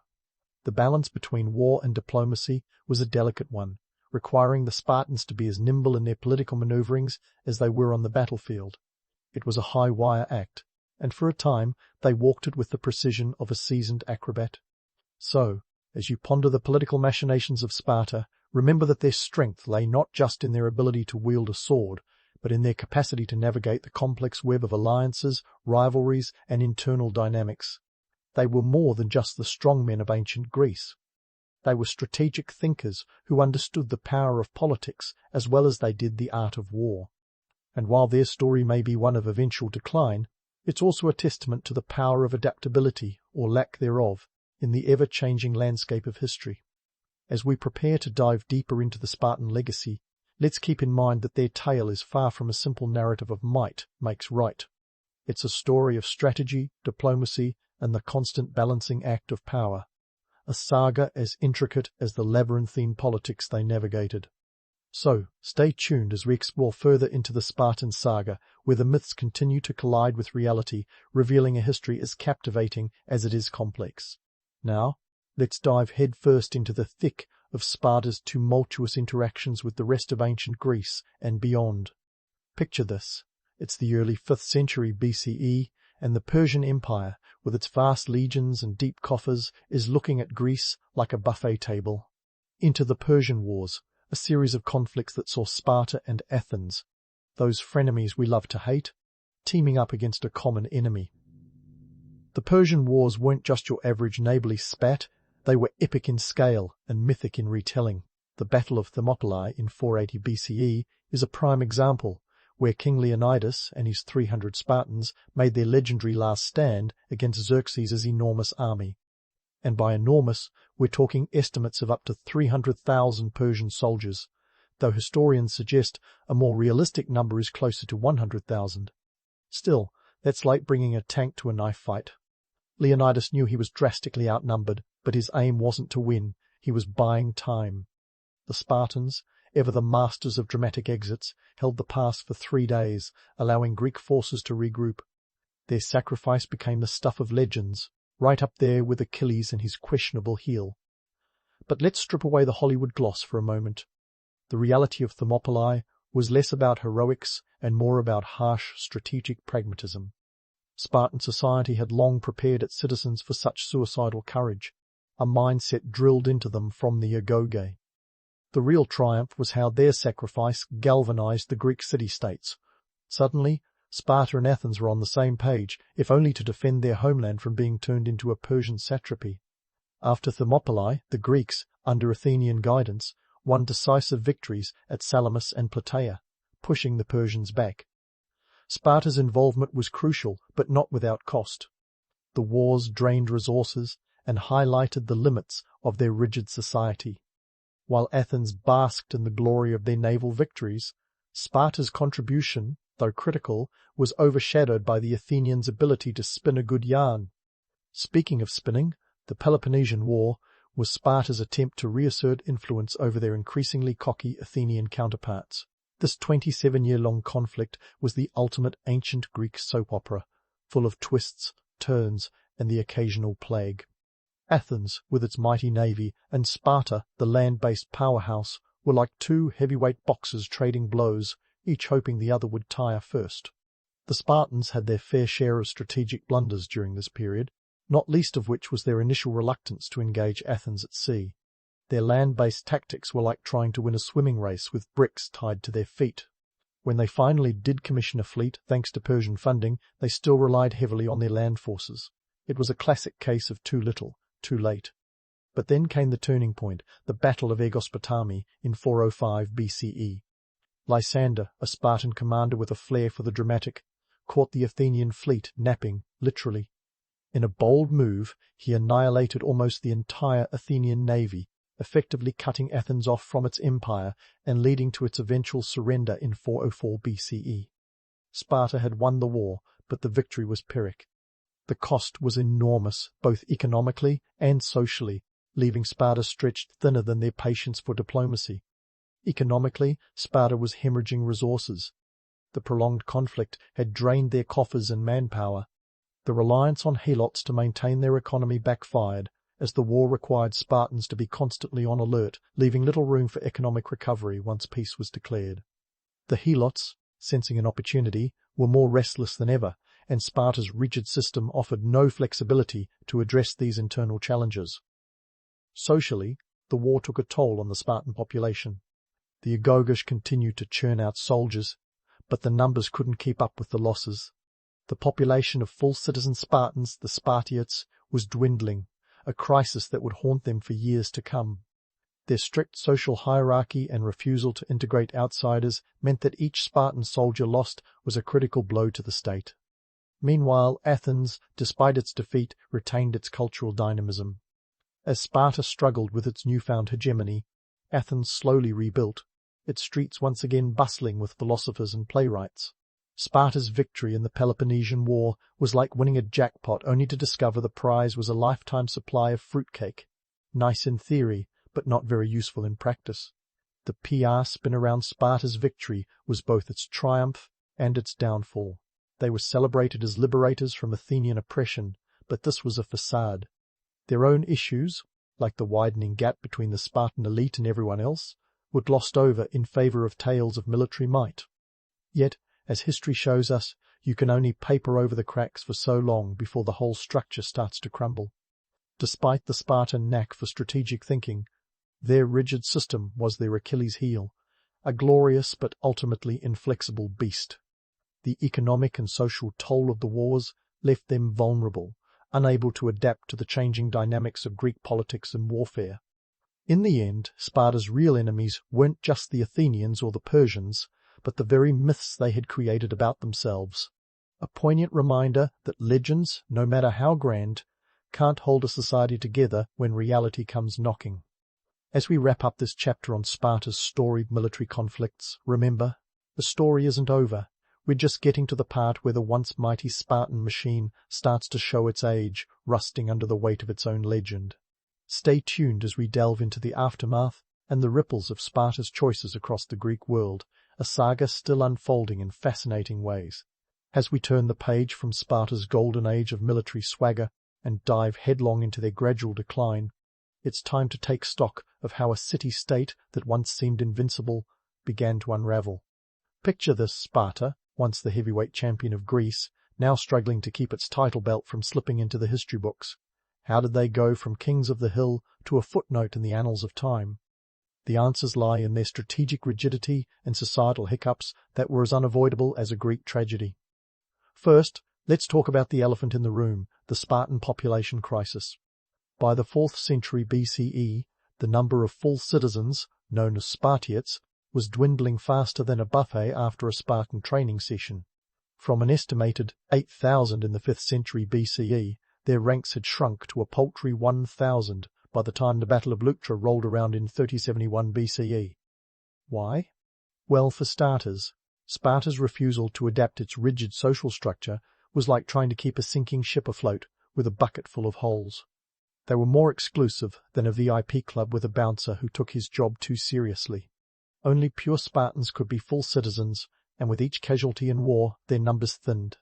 Then came the Battle of Leuctra, where the Thebans, led by Epaminondas, delivered a stunning blow to Sparta. The Thebans employed a tactical innovation known as the oblique phalanx, a military formation that caught the Spartans with their sandals untied. This defeat wasn't just a military setback, it was an existential crisis. Sparta's aura of invincibility was shattered, and with it, the myth that Spartan warriors were unbeatable. It's like finding out your childhood hero needs reading glasses and a knee brace. Economically, Sparta was stuck in the Bronze Age, while the rest of Greece was moving on to the Iron Age, figuratively speaking. Their disdain for wealth and trade, remember those iron bars as currency, meant they missed the boat on economic expansion. As a result, while Athens was busy trading its way to prosperity, Sparta was left holding a bag of iron that wasn't worth its weight. The Spartan economy was as flexible as a stone statue, and just as prone to cracking under pressure. The Helots, that underclass of serfs who did all the heavy lifting, were another ticking time bomb. Constantly on the brink of rebellion, they were like a pot of water perpetually on the verge of boiling over. The Spartans kept them in check through a ruthless system of oppression, but this came at a cost. Instead of innovating or trading, Spartans were stuck policing their own backyard, a task that consumed resources and manpower. It's hard to focus on building an empire when you're too busy keeping the roof over your head from caving in. Politically, Sparta's dual kingship was starting to show cracks. What once worked as a clever system of checks and balances was now more like a game of tug-of-war with no clear winner. Internal strife and power struggles were the order of the day, and the Ephorate, those 5 officials who once kept the kings in check, were now embroiled in their own power plays. It was less a well-oiled machine and more a dysfunctional family reunion where everyone's secretly plotting to sit at the head of the table. Let's not forget the cultural stagnation. While Athens was pumping out philosophers, playwrights, and art that would echo through the ages, Sparta was busy perfecting the art of silence. Their laconic wit might have been sharp, but cultural development was blunted by their focus on military might. Theirs was a society that prized conformity over creativity, a strategy that worked until it didn't. As other city-states evolved, Sparta's cultural isolation left them as relevant as yesterday's news. As we sift through the ruins of what was once the mighty Spartan Empire, it's tempting to romanticize their warrior ethos and discipline. After all, who doesn't love a good underdog story? But it's crucial to see beyond the bronze armor and crimson cloaks to the flesh-and-bone realities underneath. The Spartan system was an impressive feat of social engineering, but it was built on shaky foundations. Their legacy is a potent reminder that strength without flexibility is like a sword without a handle, powerful but ultimately unwieldy. So what can modern societies learn from the Spartans? For starters, adaptability is key. Sticking to traditions is all well and good until those traditions start holding you back. Innovation isn't just for tech startups, it's a survival mechanism for any civilization. Next, never underestimate the importance of culture and economy. Sure, being the best on the battlefield is great, but when the battles end, what do you have left? A robust economy and a thriving culture are the bedrocks of a sustainable society. Finally, the Spartan story is a cautionary tale about the myths we build around ourselves. Legends are powerful, but they can also be traps.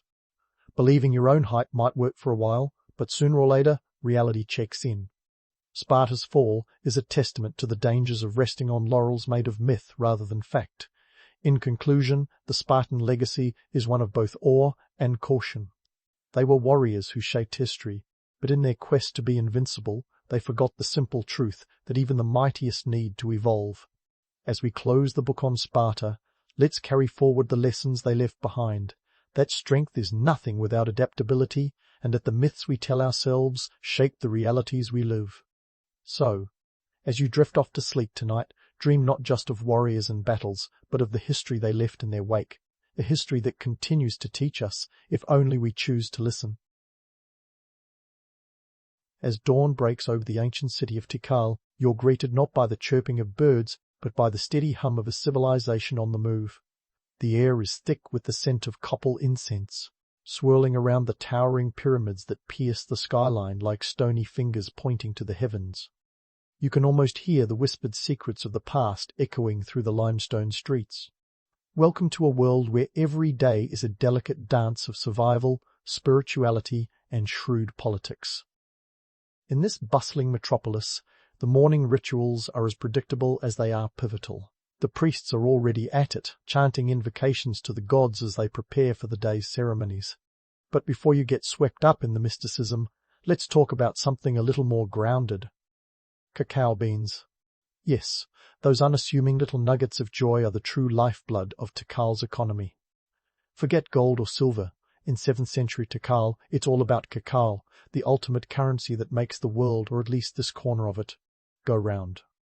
You might be picturing elite Mayan traders sipping chocolate like a bunch of ancient hipsters. Not quite. Those cacao beans are valuable, and every single one counts. In fact, it wasn't unusual for a single rabbit to cost about 10 cacao beans. That's some serious inflation compared to the modern chocolate bar you might scarf down without a second thought. Tikal's bustling marketplaces are a hub of trade with goods flowing in from as far as Teotihuacan, about 1,000 kilometers away. The city's economic prowess is built on the back of these tiny beans and the savvy networks that distribute them. But let's not get too caught up in romanticizing the market scene. Tikal's rulers were no strangers to the art of the deal, and their political strategies were as complex as their cosmology. The so-called mysterious Maya have been anything but enigmatic when it comes to agriculture. With advanced techniques like raised fields and terracing, they were able to feed a population that could rival a small modern city. So much for the myth of a noble savage living in harmony with untouched nature. The Maya were hardcore planners, and their ability to manipulate their environment was nothing short of impressive. Now, while the traders haggle and the farmers toil, let's turn our attention to the women in this story, specifically the priestesses. In a society where spiritual and temporal power often went hand in hand, the role of the priestess was one of immense influence. These women weren't just spiritual figureheads, they were power players, deftly balancing celestial duties with earthly politics. The priestess was expected to communicate directly with the gods, ensuring that the city remained in their favor. All the while, she had to navigate the intricate web of alliances and rivalries that defined Tikal's political landscape. Talk about multitasking, and don't be fooled by the serene image of a priestess lost in prayer. These women were shrewd strategists, aware that every ritual and every prophecy had political implications. They were the original spin doctors, turning the whims of the divine into mandates for the masses. With great power came great responsibility, and perhaps a bit of divine drama. After all, when the welfare of an entire city hinges on your spiritual insight, the stakes are higher than a jaguar's leap. So, as the sun climbs higher and the rituals continue, take a moment to appreciate the intricate tapestry of life in Tikal. Every cacao bean, every political maneuver, and every whispered prayer contributes to the complex symphony of a civilization at its peak. It's not just the stone monuments that endure, it's the legacy of ingenuity, resilience, and the relentless pursuit of balance between the earthly and the divine. Keep your ears open, because Tikal has plenty more secrets to reveal as the day unfolds. As the sun climbs to its zenith, casting stark shadows across Tikal's imposing skyline, let's shift our gaze skyward to the architectural wonders that define this ancient metropolis. The Pyramid of the Great Jaguar stands tall, a 47-meter testament to human ambition and ingenuity. This isn't just any pile of stones, it's a skyscraper of spirituality, an altar reaching up to the gods, and a political chess piece all rolled into one. If pyramids could talk, this one would probably have some choice words about the blood, sweat, and maybe a few tears that went into its making.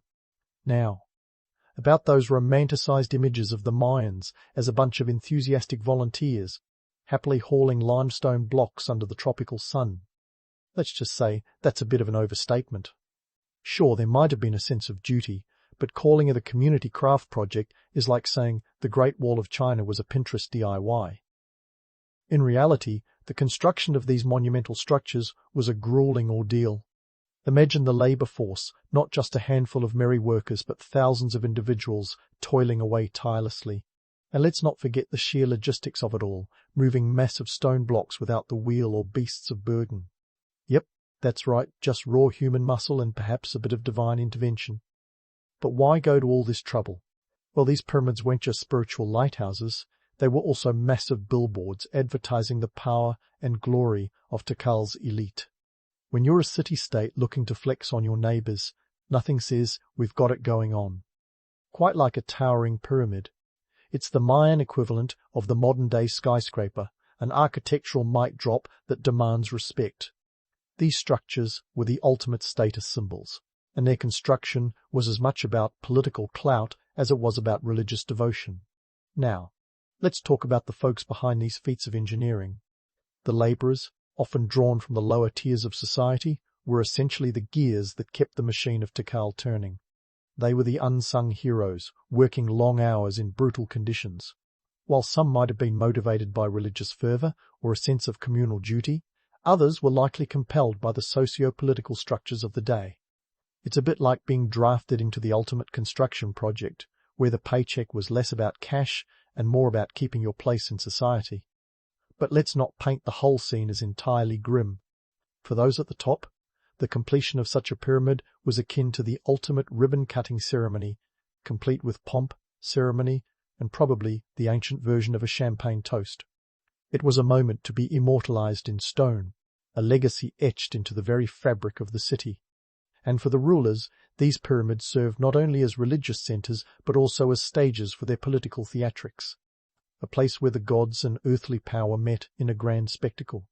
As we continue to wander through this ancient city, keep in mind that these pyramids, while silent now, were once bustling with life, echoing with the chants of priests, the clamour of workers, and the whispers of political intrigue. They stand as a testament to the complexity of Mayan society, a blend of the sacred and the secular, the divine and the mundane. And as the day unfolds, we'll see that Tikal has much more to reveal about the intricate dance of power, spirituality, and human ambition. So, with the sun high above and the shadows lengthening, let's keep moving. There's still a wealth of stories etched into the stones of this ancient city, waiting to be uncovered. Now, as we stroll through the midday sunlit streets of Tikal, let's turn our attention to the complex web of social hierarchy and the priestess's role in pulling those strings. Think of Tikal as a massive game of chess, where every piece has its role, and the priestesses are the queens on this formidable board. While modern tales might paint them as serene figures shrouded in incense and mystery, the truth is, these women were as much about power suits as they were about ceremonial robes. First, let's unravel the notion of the priestess as merely a spiritual guide. Sure, they had the hotline to the divine, but these ladies were also knee-deep in the political soup. The Mayans, like any good strategists, understood that religion and politics were two sides of the same coin. The priestess was the one flipping that coin, often deciding whether it landed on war or peace. They were the original power brokers, wielding influence not just in the spiritual realm, but in the earthly corridors of power.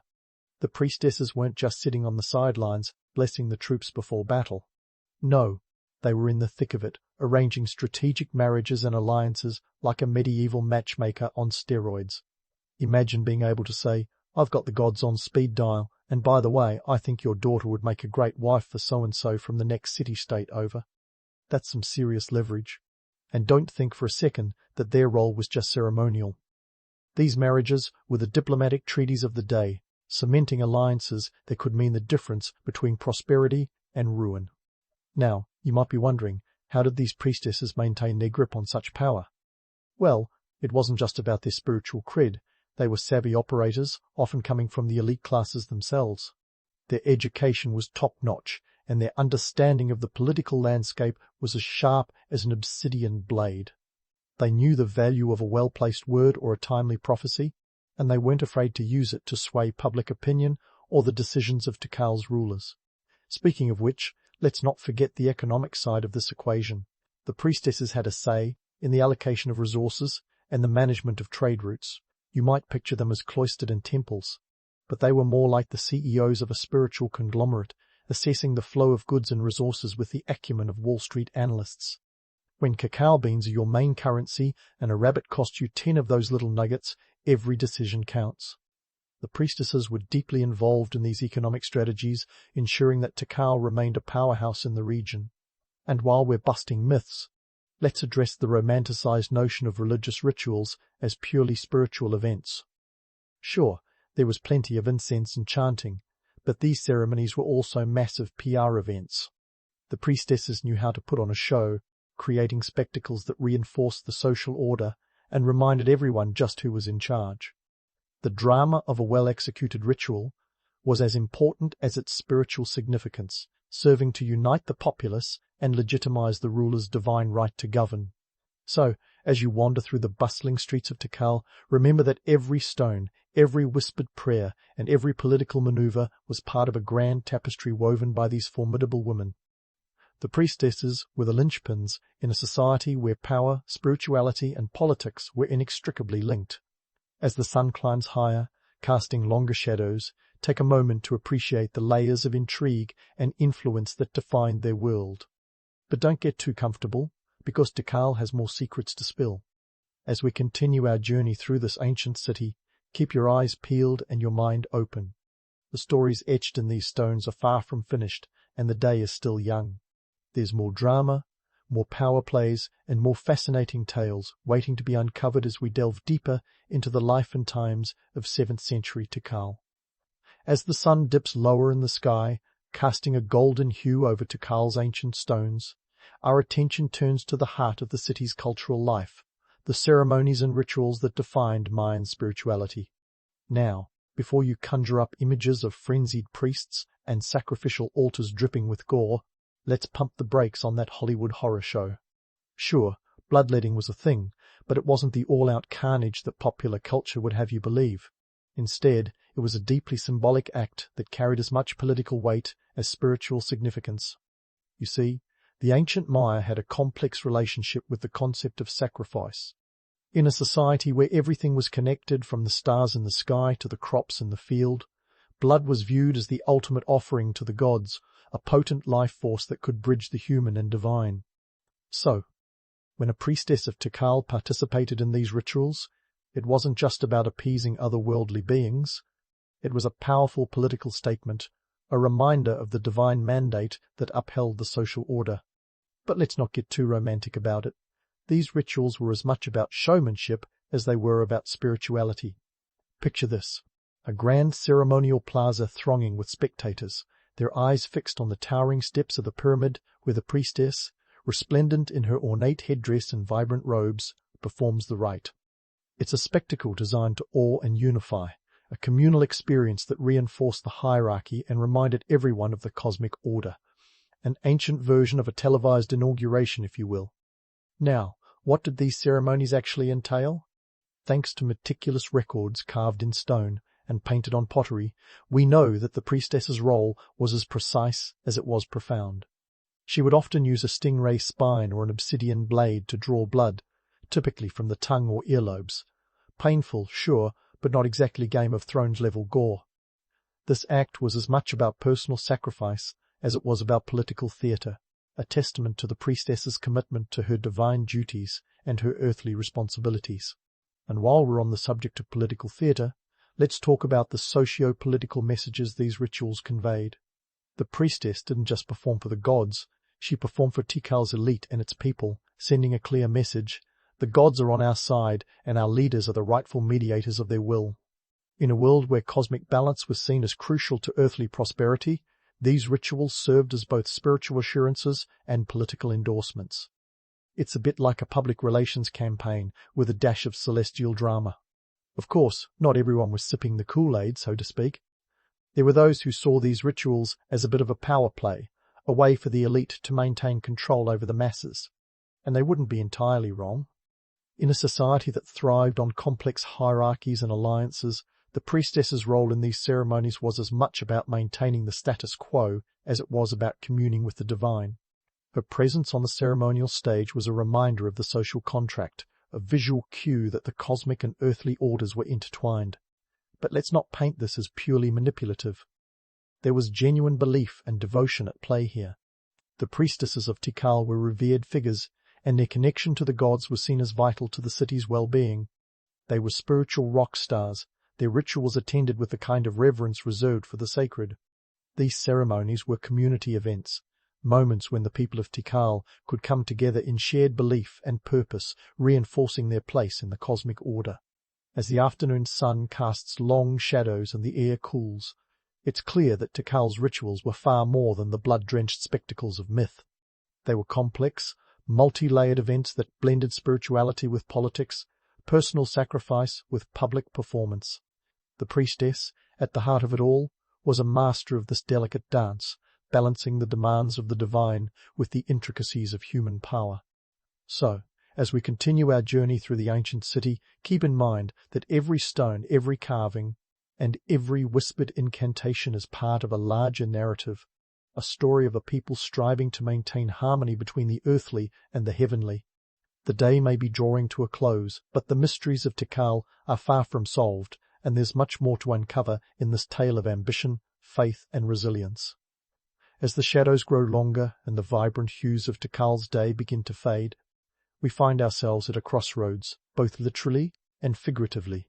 Our journey through the bustling, spiritually charged avenues of this ancient city has been as winding as the paths that once connected its mighty pyramids and plazas. But before we let the sun set on Tikal, let's delve into the legacy and lasting impact of its priestesses and the broader Maya civilization, dispelling a few myths and unraveling the truths that have been buried deeper than an unearthed temple. First, let's address the elephant in the rainforest, the supposed mysterious disappearance of the Maya. Spoiler alert, it wasn't aliens, a sudden apocalypse, or a collective decision to move to the coast for better beach views. The reality is far more intricate and, dare I say, human. You see, the decline of Tikal and other Maya cities was less of a dramatic vanishing act and more of a gradual unraveling, akin to a slow-burning soap opera where politics, environment, and human ambition all played starring roles. Let's start with the environmental factors. By the late 9th century, Tikal was feeling the squeeze of its own success. Picture a city that had thrived for centuries, with a population that could have filled a stadium several times over. At its peak, Tikal housed upwards of 60,000 people. That's a lot of mouths to feed, and the intensive agricultural practices that once turned the city into a powerhouse were now putting an unsustainable strain on the land. Deforestation and soil depletion were the environmental equivalents of a bad breakup, slow, painful, and inevitable. And then there was the drought. Ah yes, the infamous drought that swept through the region, turning fertile fields into dust bowls and leaving the Maya scrambling for resources. Combine that with a climate change curveball, and you've got a recipe for disaster. But wait, there's more. the political landscape was just as turbulent as the climate. Tikal wasn't just a city, it was a player in a vast network of alliances and rivalries that would make any Game of Thrones plot look like a friendly neighborhood dispute. As resources dwindled, so did patience and diplomacy. War became a frequent visitor, not just to Tikal but across the Maya lowlands. The city-states, once united by trade and mutual respect, found themselves embroiled in conflicts that drained their coffers and sapped their strength. It was the classic story of empire overreach. Too many battles, too few victories. Now, let's circle back to the priestesses, those formidable women who once held sway over Tikal's spiritual and political realms. As the city's fortunes waned, so did their influence. The rituals that once unified the populace and affirmed the divine right of kings became less of a spectacle and more of a desperate plea for divine intervention. It's a bit like trying to fix a sinking ship with a really passionate speech. Their legacy, however, remains etched in the stone carvings and hieroglyphs that tell tales of their power, their wisdom, and their indomitable spirit. The Maya may have faced challenges that ultimately led to the decline of their cities, but their cultural legacy is anything but diminished. Fast forward to today, and the echoes of Maya civilization resonate through modern Central America. From the Yucatan Peninsula to the highlands of Guatemala, the descendants of the Maya continue to celebrate their rich heritage through language, art, and tradition. The intricate calendars, advanced astronomical knowledge, and architectural prowess of their ancestors remain subjects of admiration and study. Take the famous Maya calendar, for instance. Once feared as a harbinger of doom in 2012, it's now recognized as a sophisticated system that connected time to the cycles of the cosmos. And speaking of myths, let's not forget the allure of the lost civilization narrative. It's tempting to romanticize the Maya as a vanished people, victims of their own hubris or the whims of fate, but that does them a disservice. The Maya didn't disappear. They adapted, evolving and transforming in response to the challenges they faced. The cities may have fallen silent, but the culture lived on, adapting and interweaving with the Spanish influences that arrived in the 16th century. So, what's the takeaway from our day in Tikal? It's a story of resilience, innovation, and the relentless pursuit of balance between the earthly and the divine. The priestesses, with their shrewd political minds and spiritual insights, were emblematic of a society that understood the interconnectedness of all things. They were not just intermediaries with the gods, but pivotal players in a complex social order that, while it eventually faltered, left an indelible mark on history. As you let these stories settle, remember that history is rarely as simple as it seems. The Maya civilization, with its triumphs and tribulations, is a testament to the enduring human spirit and the complexities of societal evolution. So, as you drift off to sleep, ponder this. The stones of Tikal may be silent now, but they continue to whisper the stories of a vibrant, dynamic people whose legacy is as profound as the jungle that now embraces their ancient city. In 1564, while the world was busy wondering if the earth was flat or just slightly curved, in Pisa, Italy, a baby named Galileo Galilei entered the scene. Now, Galileo wasn't born into the cozy embrace of obscurity. Nope. His father, Vincenzo Galilei, was a musician and a scholar, which was basically the Renaissance equivalent of being a rock star with a PhD. The family wasn't exactly swimming in ducats, but they had a name that carried enough weight to afford Galileo a decent education, which was a pretty big deal back then. Initially slated for a career in medicine, Galileo was sent to the University of Pisa. Vincenzo envisioned his son diagnosing mysterious maladies and maybe even inventing a potion or two. But young Galileo had other plans that involved more numbers and fewer bloodletting leeches.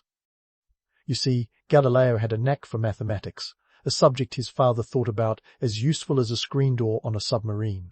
But Galileo wasn't one to follow the beaten path, and let's be real, this was a guy who would later redefine humanity's place in the cosmos with a glorified spyglass. In his early years, Galileo was already causing a ruckus, proving that the apple doesn't fall far from the proverbial tree. One of his more famous youthful escapades involved pendulums. Yes, the swinging things that make clocks tick. Legend has it, during a particularly dull church service, Galileo found himself more captivated by the rhythmic sway of a chandelier than the sermon. Observing it swing back and forth, he had a revelation. The chandelier took the same amount of time to complete a swing, no matter how far it swung. This was Galileo's first foray into the world of physics, a field he would come to reshape with the same daring spirit. But don't be fooled by the romantic notion of a boy genius discovering the laws of physics amidst candlelit pews. The truth is, this was a kid who sometimes got into trouble for his unconventional methods. Forget about Newton's apple. Think more along the lines of Galileo's classroom antics. He wasn't just a brain on legs, he was a classic Renaissance troublemaker, challenging authority and rattling the status quo, a theme that would continue throughout his life. The Renaissance era in which Galileo grew up was a time of intellectual upheaval, when old ideas were being challenged faster than you can say geocentrism. The Catholic Church, the reigning authority on just about everything, had the final word on the cosmos, and they weren't exactly keen on people asking too many questions. Galileo, however, had a penchant for asking questions that made people uncomfortable. He was a bit like that kid in class who keeps asking the teacher why, but with a much sharper edge and a ton more consequences. His switch from medicine to mathematics was not just a career change, it was a declaration of rebellion. Vincenzo wasn't thrilled, but Galileo's fascination with numbers was undeniable. He saw the world in a way others didn't, with equations and logic rather than the mystical and the divine. And while his father's dreams of a lucrative medical career were dashed, Galileo's eventual contributions to mathematics and science would make him a household name in ways a surgeon could only dream of. Growing up in Renaissance Italy had its perks. The air was thick with the scent of new ideas and, quite literally, the plague. But let's focus on the ideas. This was a time when art and science were entangled in a passionate, albeit tumultuous, relationship. While Michelangelo was chiseling away at marble, Galileo was calculating the laws of motion. It was a vibrant, chaotic world, where the boundaries of knowledge were being pushed by those daring enough to challenge them, and Galileo was nothing if not daring. As a young man, Galileo became increasingly interested in the mechanics of the universe. He began to question the established Aristotelian view that had dominated scientific thought for centuries. Aristotle, that ancient Greek philosopher who seemed to have a finger in every pie of knowledge, was the guy to beat. Galileo, with his irreverent curiosity, was ready to take on the challenge. He conducted experiments, real physical experiments, in a time when theorizing was the norm and testing was, well, kind of a radical idea. One of his early experiments, which he likely conducted in his own home because laboratory space was about as common as unicorns back then, involved balls rolling down inclined planes. It sounds simple, but this was groundbreaking stuff. He meticulously measured how long it took for spheres of different weights to roll down a slope, overturning the long-held belief that heavier objects fall faster than lighter ones. Sure, it sounds basic now, but this was the kind of thinking that would eventually lead to astronauts bouncing around on the moon. Galileo's curiosity was not confined to the ground beneath his feet. He had his eyes on the skies, too. The Ptolemaic system, which placed Earth at the center of the universe, was the cosmic order of the day, and the Church had nailed its colors to this celestial mast. But Galileo, with his insatiable curiosity, began to see the cracks in this model. He was on a collision course with authority, but for now he was just a young, ambitious scholar, eager to explore the world with his mind. So here was Galileo, a man with more questions than answers, living in a world that revered the past but was on the brink of a scientific revolution. His early life, filled with mischief and curiosity, set the stage for a career that would forever change our understanding of the universe. Galileo Galilei, the mathematician who didn't become a doctor, the troublemaker who wasn't afraid to swing from chandeliers. He was the Renaissance man who dared to look up and ask, what if, in a world that was perfectly content with, because we said so. Galileo Galilei, the man who dared to ask, what if, in a world content with, because we said so, was about to embark on a journey that would catapult him to the heights of scientific stardom, and into a fair share of hot water. As we leap into the early 1600s, Galileo was on the brink of an epoch-defining invention, the improved telescope. But before we hand him the Nobel Prize of the 17th century, let's take a closer look at how this came about.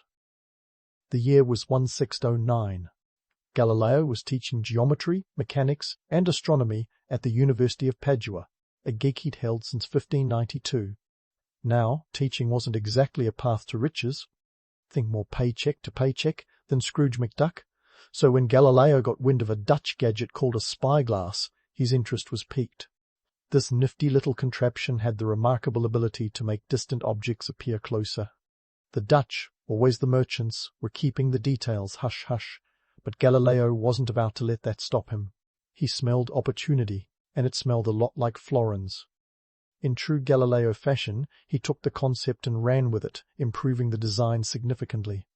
By August the 69, he'd crafted a telescope capable of magnifying objects up to 20 times their size. This was a huge leap from the original Dutch spyglass that maxed out at a measly 3 times. Galileo's invention wasn't just a tool for stargazing, it was a game-changer for navigation, military reconnaissance, and yes, even peeping at the neighbours, though he probably didn't advertise that particular feature. Here's where things get interesting. Galileo, ever the savvy marketer, knew he needed to sell his telescope to the Venetian Senate. This was no small feat. Venice was a powerful maritime republic, with senators who'd seen more pitches than a baseball umpire. Galileo played his cards smartly, pitching the telescope as a military tool that would give Venice a strategic edge. His sales pitch was simple. With his telescope, Venetian ships could spot approaching enemies before they were even a glint on the horizon. In a world where naval battles often hinged on the element of surprise, this was a revolutionary promise. So, Galileo strutted into the Doge's palace, telescope in hand, ready to dazzle the Senate. Imagine the scene. A room full of skeptical old men in fancy robes, their heads full of politics and power, while Galileo, with the enthusiasm of a kid showing off a new toy, tried to explain the wonders of his invention. His demonstrations were, let's say, a bit hit and miss. One senator reportedly mistook a distant ship for a cloud, which certainly didn't help Galileo's case. But he persevered, and his determination paid off. Convinced by Galileo's pitch and the potential military advantages, the Senate granted him a hefty salary and a lifetime tenure at the university. Not bad for a guy who'd just taken a Dutch invention and given it a serious upgrade. But Galileo wasn't just a one-trick pony. This was only the beginning of his astronomical adventures. Galileo took to the night sky with his telescope and made observations that would forever alter humanity's understanding of the universe. He discovered craters on the moon, spotted moons orbiting Jupiter, and observed the phases of Venus. Each of these findings was a nail in the coffin for the geocentric model that placed Earth at the center of the universe. But let's not get ahead of ourselves. For now, Galileo was an inventor on the rise, a man who'd turned a simple tool into a ticket to academic stardom and financial stability. Of course, it wasn't all smooth sailing. Galileo's public demonstrations, designed to win over skeptics and showcase the telescope's potential, were often comically awkward. Picture this: Galileo trying to get a crowd of onlookers to peer through a tiny lens while explaining the wonders of the cosmos. It was like herding cats that were more interested in grabbing a drink at the local tavern than contemplating celestial bodies. But Galileo's business acumen was nothing short of impressive. He wisely marketed his telescope not just as a scientific instrument, but as a status symbol for the wealthy and powerful. In an era where social standing could be as fragile as a glass of Venetian wine, owning a Galileo telescope was like owning the latest tech gadget. It showed you were in the know. It was an Instagram status update centuries before its time. Galileo's story, thus far, is a testament to his ingenuity and resilience. He took a simple idea, refined it, and sold it to the powers that be with the flair of a Renaissance Steve Jobs. Yet, for all his successes, Galileo's journey was just beginning. His telescope would soon lead him to discoveries that would challenge the very foundations of the world's understanding, putting him at odds with the authorities and setting the stage for one of history's most famous scientific showdowns. But let's not rush to the climax just yet. For now, Galileo was reveling in his success, a man with a telescope, a plan, and a penchant for stirring the pot. The universe was vast, unexplored, and full of mysteries waiting to be uncovered. And Galileo? He was just getting started. So, while Galileo was basking in the glow of his newly minted academic stardom, he wasn't just resting on his laurels, or his telescope for that matter. No, he was peering into the night sky, ready to unlock some cosmic secrets that would have Aristotle rolling in his toga. In January 1610, Galileo turned his upgraded telescope toward Jupiter, and what he saw was nothing short of revolutionary. 4 little dots, dancing around the gas giant like cosmic backup dancers: Io, Europa, Ganymede, and Callisto. Now, in a world that insisted everything orbited Earth, finding moons orbiting another planet was like discovering your neighbor had a secret moon garden in their backyard. It was a direct challenge to the geocentric model that had been the gospel truth for centuries. But here's where Galileo's savvy sense of politics came in handy. Naming these moons was no random act.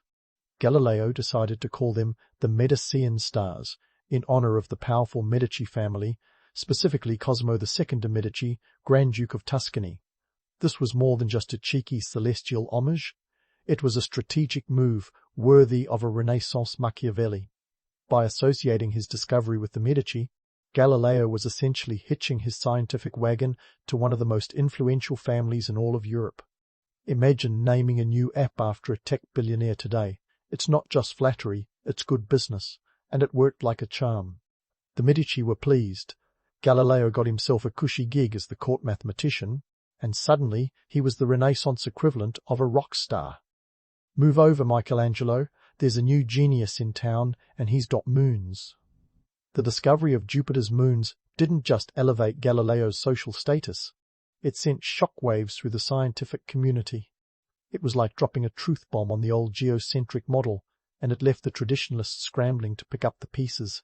Of course, not everyone was ready to embrace these new ideas. The Church, ever the bastion of traditional thought, wasn't exactly rolling out the red carpet for heliocentrism. They had a vested interest in keeping Earth at the center of the universe. It was a neat, tidy explanation that kept humanity right where they thought it belonged, at the top of the celestial pecking order. Galileo's observations threatened to unravel this worldview, and that made some folks very, very uncomfortable. Enter the skeptics. These were the folks who, despite the evidence literally being handed to them through a telescope, still couldn't wrap their heads around a universe that didn't cater exclusively to Earth. They were the flat earthers of their day, except with a more celestial flavour. Galileo's challenge was to convince these naysayers that what they were seeing was real and not some sort of optical illusion or trickery. The skeptics weren't Galileo's only problem. There was also the matter of scientific jealousy, a tale as old as time. Some academics, who'd spent their careers defending the Ptolemaic system, weren't exactly thrilled to see it dismantled by a mathematician with a telescope. It's one thing to be proven wrong, it's another to be proven wrong publicly, and by someone with a knack for showmanship.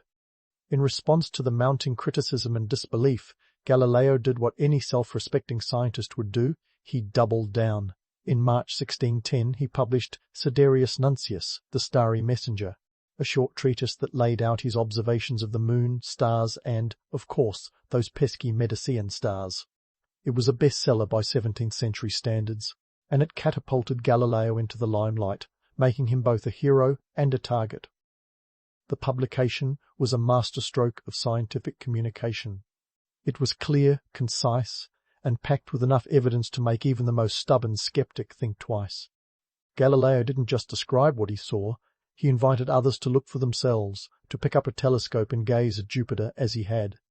This was a bold move, essentially daring the academic world to prove him wrong. But here's the kicker: proving Galileo wrong wasn't as easy as some had hoped. His observations were accurate, his methods sound, and his conclusions, while controversial, were hard to dismiss outright. The scientific community was in a bind. They could either accept that the universe was a far more complex and heliocentric place than previously thought, or they could dig in their heels and hope Galileo's ideas would somehow fade into obscurity. Spoiler alert, they didn't. Galileo's work was a catalyst, sparking debates and discussions that would eventually lead to the broader acceptance of the Copernican model. But in the short term, it meant Galileo was walking a fine line. On one side, he had the burgeoning scientific revolution, hungry for new discoveries and truths.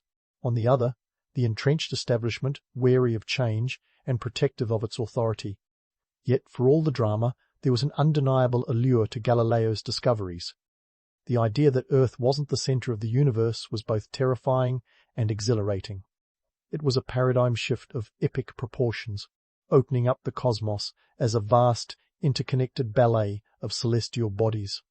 Suddenly, humanity had a new perspective, a new place in the grand scheme of things, and it was all thanks to a man with a telescope and a penchant for stirring the pot. The story of Galileo and his cosmic revelations is one of science, politics, and a touch of Renaissance flair. It's about a man who dared to look up and see the universe for what it was, rather than what tradition dictated it should be. Galileo's journey was far from over, and the challenges he faced were only beginning.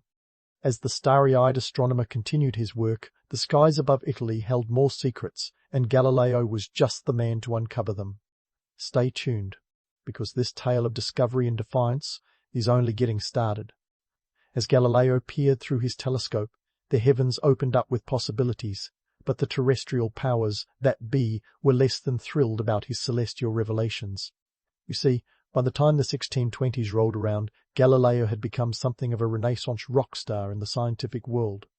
His discoveries were shaking the very foundations of established thought, and while that might sound like a scholarly party, it was more of a powder keg ready to blow. Galileo's fame was both a blessing and a curse. The same telescope that had brought him glory was also a magnifying glass for controversy. His support for the Copernican model, which dared to suggest the Earth was not, in fact, the centre of the universe, was as popular with the Church as a solar eclipse at a sun-worshipping festival. The Catholic Church was the reigning authority on all things cosmic and theological, and they weren't exactly keen on playing second fiddle to a bunch of orbiting planets. In 1606, the Church had already put Copernicus's heliocentric theory on the Index of Forbidden Books, which was basically their way of saying, read this and you're in trouble. Galileo, however, was undeterred. He was like that guy at the poker table who just keeps raising the stakes, convinced his hand is unbeatable. In 1632, he doubled down with his book, Dialogue, concerning the two chief world systems. This wasn't just a book, it was a literary Molotov cocktail. The Dialogue was a witty, engaging, and scientifically rich text that explored the heliocentric and geocentric models through a conversation between three characters. Imagine a Renaissance version of a heated group chat, where one character, Salviati, is essentially Galileo's mouthpiece, passionately defending the Copernican view.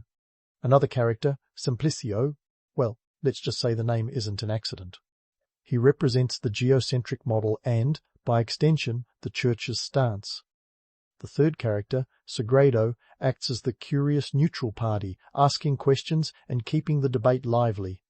Now, you might think Galileo was being a bit cheeky, naming his geocentric advocate Simplicio, which sounds suspiciously like simple-minded.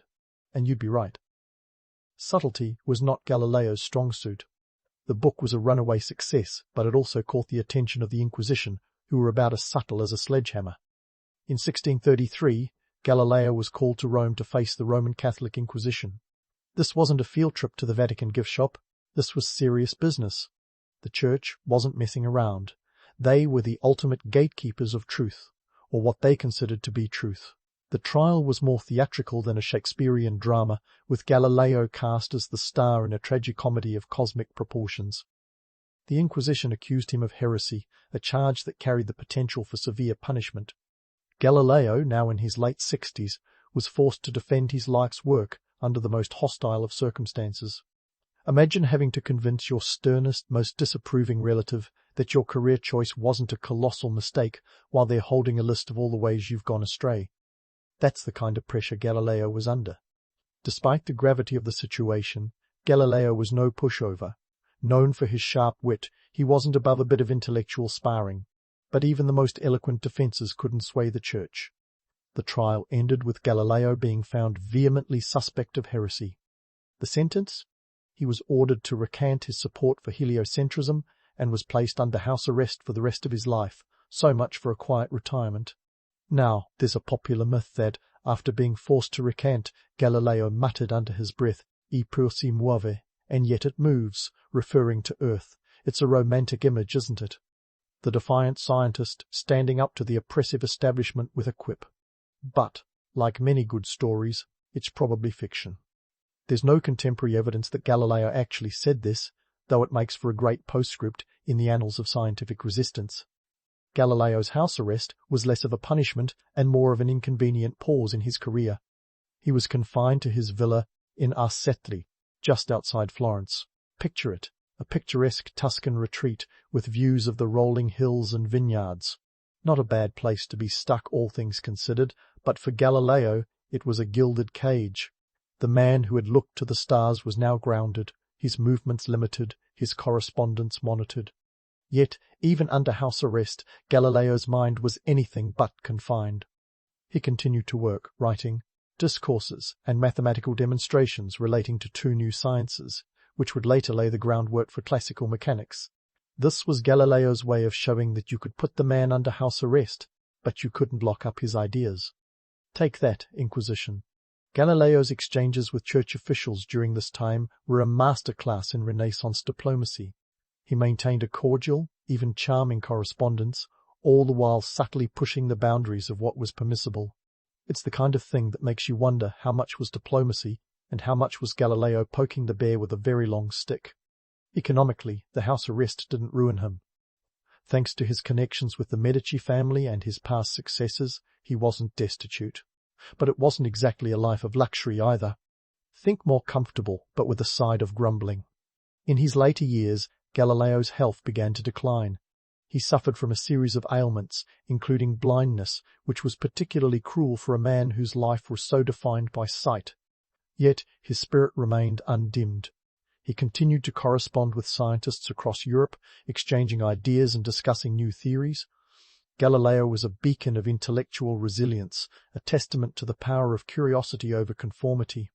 So, while Galileo's physical world might have been limited to the walls of his villa, his intellectual world expanded far beyond. Even under the watchful eye of the Church, he remained a symbol of scientific inquiry and human perseverance. His story is one of defiance and discovery, of a man who dared to look beyond the stars and question the very nature of the universe. As we leave Galileo in his Tuscan exile, housebound but mentally unshackled, his legacy continues to ripple through the ages. The trial may have tried to silence him, but instead it amplified his voice. Galileo's story is far from over, and as we look to the next chapter, we see a world irrevocably changed by his vision. Stay with us as we explore the lasting impact of a man who refused to let the world remain the same. Galileo's story, like a comet blazing across the night sky, leaves a trail of intrigue, defiance, and a fair bit of myth in its wake. The man may have been confined to his villa, but his influence was anything but housebound. Let's unpack how the stargazer's legacy not only survived, but thrived in the centuries that followed, turning him into the poster child for scientific rebellion. First, let's talk about vindication. Galileo's theories, once branded heretical, have aged like a fine bottle of Chianti. In 1758, over a century after Galileo's death, the Catholic Church lifted the ban on heliocentric works, finally acknowledging what Galileo had seen through his telescope all those years ago. Fast forward to 1992, when the Vatican formally conceded that Galileo was right. That's right, 350 years after his trial, the Church admitted, "Oops, our bad." Galileo's ideas had triumphed, proving that truth, like the orbits he studied, has a funny way of coming full circle. But let's face it, the road to recognition was paved with more than scientific merit.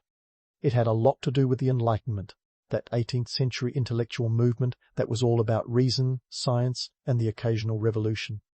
Galileo became an icon for thinkers who championed logic over dogma. His image as a martyr for science was cemented, even if the reality was more nuanced. Galileo wasn't the lone wolf some paint him to be. He was a savvy operator who knew the value of a Medici endorsement. Yet his story resonated with those bucking against old-world orthodoxy, and it was the perfect tale of triumph over adversity. Never mind the facts. Galileo's legacy reaches beyond mere scientific circles. Ask anyone to name a famous astronomer, and chances are his name will pop up faster than you can say heliocentric. In modern culture, Galileo's influence is everywhere. From Queen's rock anthem, Bohemian Rhapsody, where his name is chanted with operatic flair, to the countless books and films that have dramatized his life. He's been depicted as everything from a visionary hero to a tragic figure, his story as malleable as the clay from which historical legends are fashioned. Now, let's debunk a few myths that have latched onto Galileo like barnacles on a ship's hull. First up, his supposed quote, "E per si muove," and yet it moves. It's the perfect soundbite for a defiant genius, but as romantic as the image is, it's likely apocryphal. There's no contemporary evidence he ever uttered those words, but boy does it make for a great line in a movie. Then there's the notion that Galileo was a lone warrior against a monolithic church. In reality, he had supporters within the clergy, and his downfall was as much about politics and personal vendettas as it was about science. Economically, Galileo's impact was profound. By challenging the geocentric model, he set off a chain reaction that would eventually lead to advances in navigation, exploration, and technology. His work laid the groundwork for Newton's laws of motion, which in turn paved the way for the Industrial Revolution. Think about it. Without Galileo's telescopic insights, we might still be navigating the seas with maps as accurate as a pirate's treasure map. His contributions helped shift the world from a medieval mindset to a modern one, where empirical evidence mattered more than edicts. So, how might Galileo view today's world of science and technology? Picture him with a smartphone in one hand and a telescope app in the other, marveling at how his beloved tool has evolved. He'd probably be both amazed and amused by the fact that anyone can now stargaze with a device that fits in their pocket. GPS? A dream come true for a man who spent his life measuring the heavens. And the internet? Galileo would likely be thrilled at having a universe of knowledge at his fingertips, though perhaps he'd raise an eyebrow at how quickly misinformation can spread. Galileo might have a few choice words about today's flat earthers too. After all, he spent a lifetime proving that the Earth was just one of many celestial bodies in motion. He'd probably chuckle at the irony of modern skeptics using technology, born of scientific advancement, to deny the very principles that made it possible. In a world where conspiracy theories abound, Galileo's enduring lesson is perhaps more relevant than ever. Skepticism is healthy, but only when paired with the pursuit of truth. Let's not forget the economic implications of Galileo's legacy. Today, industries worth billions, space exploration, satellite communications, and astrophysics owe much to the groundwork laid by Galileo and his ilk. His telescope, once a military tool, is now a symbol of human curiosity and our unending drive to explore the unknown. It's the kind of economic ripple effect that would make any Renaissance merchant proud. In the end, Galileo's story is as much about human nature as it is about science. It's a testament to our capacity for both brilliance and folly, for transcending the limits of our understanding while sometimes clinging to outdated beliefs. Galileo dared to challenge the status quo, armed with nothing more than a telescope and an insatiable curiosity. His journey from Pisa to the stars reminds us that progress often comes at a cost, but the rewards are well worth the struggle. As we wrap up this cosmic journey, imagine Galileo looking down, or perhaps up, given his penchant for heliocentrism, on a world transformed by his ideas. His life was a blend of triumph and trial, his legacy a mosaic of myth and reality. But above all, Galileo embodied the spirit of discovery, a beacon for all who seek to understand the universe and our place within it. So here's to Galileo, the mathematician who wouldn't be a doctor, the astronomer who dared to look beyond the stars, and the man who, despite the odds, forever changed the way we see the world. In the sleepy little town of Schönhausen, Otto von Bismarck was born on April Fool's Day, 1815. It's as if the universe was winking at us from the start. A man who would become the Iron Chancellor, forged in the crucible of 19th-century Prussia, began his life with a knack for mischief and a flair for the dramatic. Picture a young Otto, not as the stern statesman we know, but as a rebellious student who made more of a mark on his teacher's nerves than on his report cards. Bismarck's academic record was about as stellar as a cloudy night sky. He shuffled through several schools, leaving behind a trail of unimpressed instructors. At Göttingen University, his attendance was as patchy as a moth-eaten coat. Otto wasn't exactly the bookish type. He was more interested in fencing and drinking than in lectures and learning. In fact, he racked up a whopping 28 dueling scars, each probably a badge of honor to his young self, but a testament to his questionable priorities. His academic negligence didn't go unnoticed. One contemporary described him as a man with more spirit than discipline. It's a polite way of saying Bismarck was as wild as a Prussian boar. But behind the antics and the bravado lurked a mind as sharp as the swords he so loved to wield. He might have been a slacker, but he was no fool. The young Bismarck was a master of the social scene, the kind of guy who could charm a room full of aristocrats while simultaneously plotting his next escapade. He was known for his legendary parties, where wine flowed like the Elbe River. Once he allegedly showed up to a social event dressed as a bear. Yes, a bear. It's unclear whether he was making a statement or just having a laugh, but it's safe to say he wasn't your average Prussian nobleman. His family connections were the safety net that caught him time and again. The Bismarcks were an old Junker family with roots sunk deep into the Prussian soil. His father, Karl Wilhelm Ferdinand von Bismarck, was a landowning noble and a former military officer, while his mother, Wilhelmine Mencken, was the daughter of a senior government official. This blend of aristocracy and bureaucracy meant that Otto had a foot firmly planted in both the rural and the political worlds, a duality that would later serve him well. Despite his antics, or perhaps because of them, Bismarck found himself drifting towards politics. It wasn't a grand calling or a sudden epiphany, rather, it was more like the path of least resistance. His mother, ever the practical one, nudged him in the direction of civil service. After all, what else was a mischievous nobleman with a penchant for theatrics and a less than impressive academic record to do? To everyone's surprise, including his own, Bismarck took to politics like a duck to water, or perhaps more aptly like a bear to a social gathering. His early career saw him bouncing around various administrative roles, from Aachen to Posen, each position a stepping stone towards his eventual destiny. It was during these formative years that Bismarck honed his skills in diplomacy and manipulation, learning the art of the political chess game that he would later play with unmatched skill. Despite the rocky start, young Otto possessed an uncanny ability to read people and situations, a trait that would become his hallmark. He understood the power of words and the value of silence, a combination that made him both feared and revered in equal measure.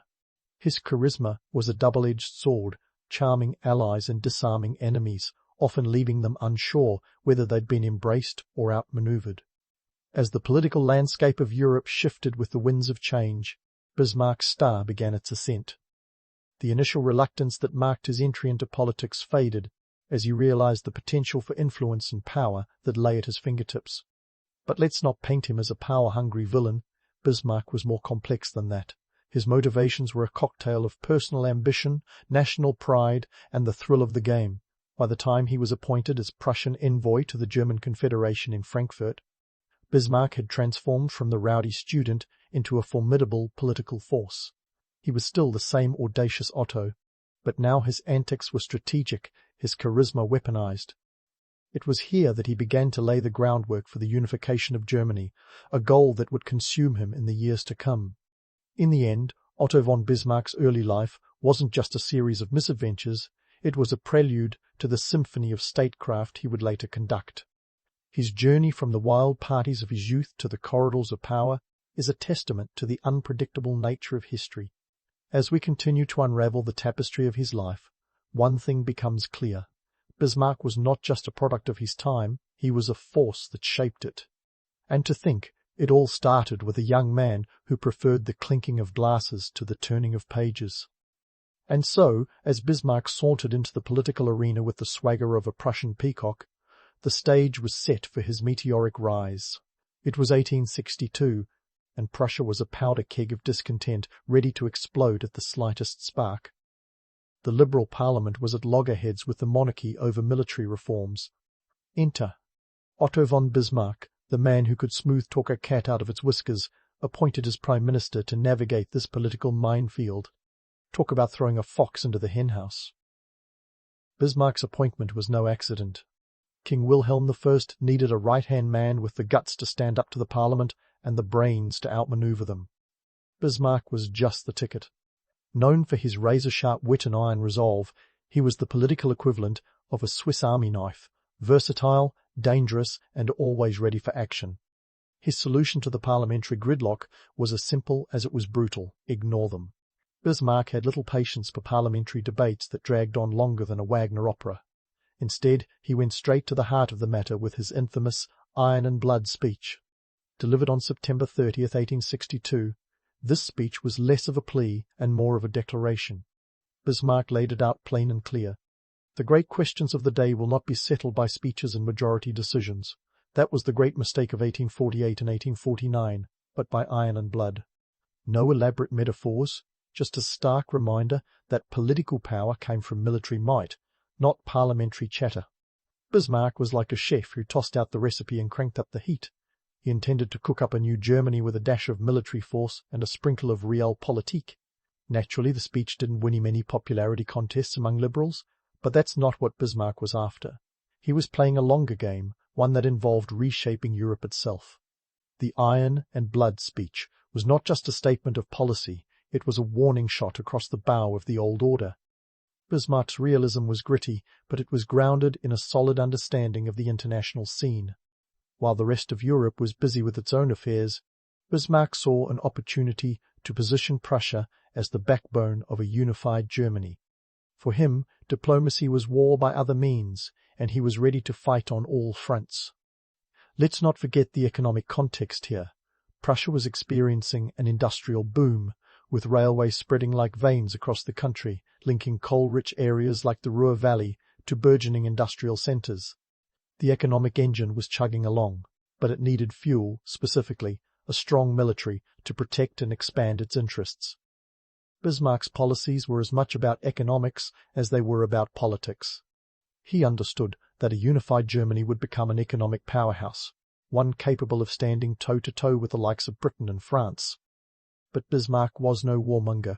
He was a master of diplomacy and deception. While he talked tough, he also knew when to play nice. His early domestic policies reflected this duality. He balanced conservative interests with enough liberal concessions to keep the peace without losing control. Take the Army Bill of 1862, for example. While the Parliament refused to grant funds for military expansion, Bismarck sidestepped them by using existing taxes to finance the reforms. It was a legal grey area, but it worked. The military got its upgrades, and Bismarck strengthened his hold on power. Bismarck's cunning went beyond just sidestepping Parliament. He had an uncanny ability to read the political winds and adjust his sails accordingly. While he had a reputation for being a hard-nosed conservative, he was pragmatic to a fault. He knew when to bend and when to stand firm.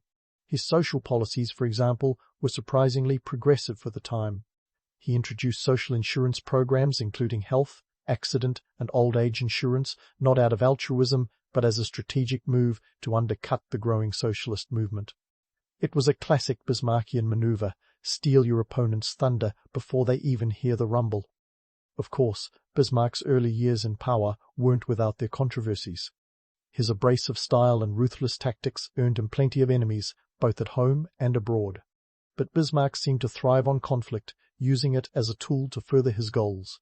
He had a knack for turning potential disasters into opportunities. When faced with opposition, he didn't just weather the storm, he harnessed it to propel himself forward. Now, let's talk about Bismarck's personal flair. The man had a dark sense of humor that would make a stand-up comedian blush.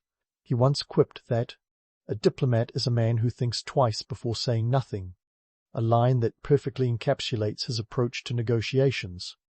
Bismarck was a master of saying much by saying little, a trait that served him well in the tangled web of European diplomacy. He had an uncanny ability to charm his adversaries while simultaneously plotting their downfall, a skill that left many wondering whether they'd just made a friend or an enemy. It's worth noting that Bismarck's rise was as much about timing as it was about talent. The 19th century was a period of upheaval, with old empires crumbling and new powers rising. The political landscape was shifting, and Bismarck was there to seize the moment. His ambition was matched only by his ability to navigate the complexities of international relations. He wasn't just reacting to events, he was shaping them, turning the tide in Prussia's favour one move at a time. As Bismarck consolidated his power, he continued to lay the groundwork for a unified Germany. His tactics were a blend of carrot and stick, using force when necessary, but always with an eye on the bigger picture. He was like a conductor, orchestrating a symphony of military might and diplomatic finesse, each note carefully chosen to resonate across the continent. His vision was clear: a strong, unified Germany under Prussian leadership, capable of holding its own on the world stage. Bismarck's early tenure as Prime Minister was a whirlwind of activity, but it was only the beginning. His rise to power was a testament to his strategic genius, a dance of diplomacy and deception that set the stage for the unification of Germany. With each move, Bismarck demonstrated that he wasn't just a product of his time, he was a force that redefined it. As we continue to explore his legacy, it's clear that Bismarck wasn't just a politician, he was a maestro of statecraft, conducting a performance that would echo through history. And so, with Bismarck at the helm, Prussia was ready to play a symphony of power politics that would make Beethoven proud. First up in this grand performance, the Danish War of 1864. Here's the setup. Picture Denmark as a small dog yapping at the heels of its larger neighbours. Schleswig and Holstein were two duchies caught in a tug-of-war between Denmark and the German Confederation, and Bismarck saw an opportunity to tighten Prussia's grip on these territories. But here's the kicker. He wasn't interested in being the star of the battlefield. Instead, Bismarck was the maestro of manipulation, orchestrating events from behind the scenes. You might think a man known for his iron and blood philosophy would relish the chance for military glory. But Bismarck was no glory hound. Instead, he was a master of strategic deception. He cleverly roped in Austria as an ally, convincing them to join Prussia in a co-op mission against Denmark. Why share the spotlight? Simple. It was a classic Bismarck move: keep your friends close and your future enemies closer. This alliance was less about camaraderie and more about setting the stage for the next act. The Danish War was over faster than you can say Sonderborg. In just a few months, Denmark was forced to cede Schleswig and Holstein. The ink on the Treaty of Vienna was barely dry when Bismarck began eyeing his next target, Austria, who, like an unwitting pawn, had helped him secure a victory. The real genius? Bismarck had already laid the groundwork for Austria's downfall while they were still toasting to their joint success. Now, if you think this sounds like a Machiavellian soap opera, you're not far off. Bismarck's strategy was like a game of three-dimensional chess, and he was always thinking 3 moves ahead. His focus soon turned to the Austro-Prussian War of 1866, a conflict he'd been nurturing like a carefully tended garden of discord. You see, having Austria as a co-owner of the newly acquired duchies was like having a roommate who never does the dishes. It was never going to work out in the long run. Bismarck knew that to unify Germany under Prussian leadership, the Austrians had to be shown the door. He engineered tensions over the administration of Schleswig and Holstein, sparking a conflict that was as inevitable as a midnight snack after a long day. When the Austrians finally took the bait, Bismarck had his casus belli, the perfect excuse to declare war. Talk about a setup. Now, here's where we bust a myth that's been hanging around like a bad smell. Bismarck wasn't the military genius. That title belonged to Helmuth von Moltke, Prussia's chief of staff, who masterminded the battlefield strategies. While Bismarck was busy playing the long game, Moltke was the one executing lightning-fast military maneuvers that left Austria reeling. In just 7 weeks, yes, 7, Prussia had Austria on the ropes. The Battle of Königgrätz was the knockout punch, a swift victory that left the rest of Europe blinking in disbelief. The subsequent peace treaty, the Treaty of Prague, was surprisingly lenient on Austria. Why? Because Bismarck knew the value of a humbled ally over a resentful enemy. He understood that keeping Austria out of a future unified Germany was more important than rubbing salt in their wounds. Plus, Bismarck was already eyeing the next domino, France. Enter the Franco-Prussian War of 1870-1871, the Pied de Résistance of Bismarck's unification opera. While it's tempting to picture Bismarck as a mustache-twirling villain, the reality was more nuanced. He wasn't just picking fights for the fun of it. He was orchestrating a national symphony that would crescendo with the unification of Germany. And like any great conductor, he knew when to let his instruments, the military in this case, take center stage. Bismarck's genius here wasn't just in provoking France, but in manipulating public opinion. The Eames dispatch was his masterstroke, a carefully edited telegram that transformed a diplomatic spat into a full-blown war. He knew that the French Emperor Napoleon III, already unpopular at home, would take the bait. And when he did, Bismarck had the perfect pretext for war, rallying the German states to Prussia's side against a common enemy. Again, while Bismarck was busy pulling the strings, von Moltke was the one executing the war plans. The Prussian military machine was a marvel of efficiency, and within months the French were on the back foot. The decisive Battle of Sedan in September 1870 was a humiliation for France, with Napoleon III himself captured, a coup de grace that Bismarck couldn't have scripted better. With Paris under siege and the French government in chaos, the path was clear for Bismarck's ultimate goal, the proclamation of the German Empire. But let's not get ahead of ourselves. The Franco-Prussian War wasn't just about military might. It was about creating a narrative, a story that would bind the disparate German states into a single nation. Bismarck understood the power of myth-making, and he was crafting a legend in real time. The crowning of King Wilhelm I as Emperor of a unified Germany at the Palace of Versailles in January 1871 was no mere ceremony. It was a carefully staged spectacle, a symbol of a new order that would resonate throughout Europe. So, while Bismarck's wars might have been won on the battlefield, their real victories were political. He didn't just conquer territories, he conquered hearts and minds, forging a new sense of identity among the German people. It was a masterclass in statecraft, a delicate balance of iron and diplomacy that left a lasting legacy. In the end, Bismarck's genius lay not in romantic notions of battlefield glory, but in the gritty reality of political maneuvering. He was the puppet master, pulling the strings with a deft hand and a keen eye for opportunity. His legacy is a testament to the power of strategy over brute force, a reminder that history is shaped not just by the clash of arms, but by the clash of ideas. As we pause in this narrative, Bismarck's symphony of unification is far from over, setting the stage for a new chapter in the story of a newly minted empire. As the newly minted German Empire emerged from the smoke of war and the echoes of Versailles, Otto von Bismarck stood at the helm, ready to steer this behemoth of a ship into the choppy waters of European politics.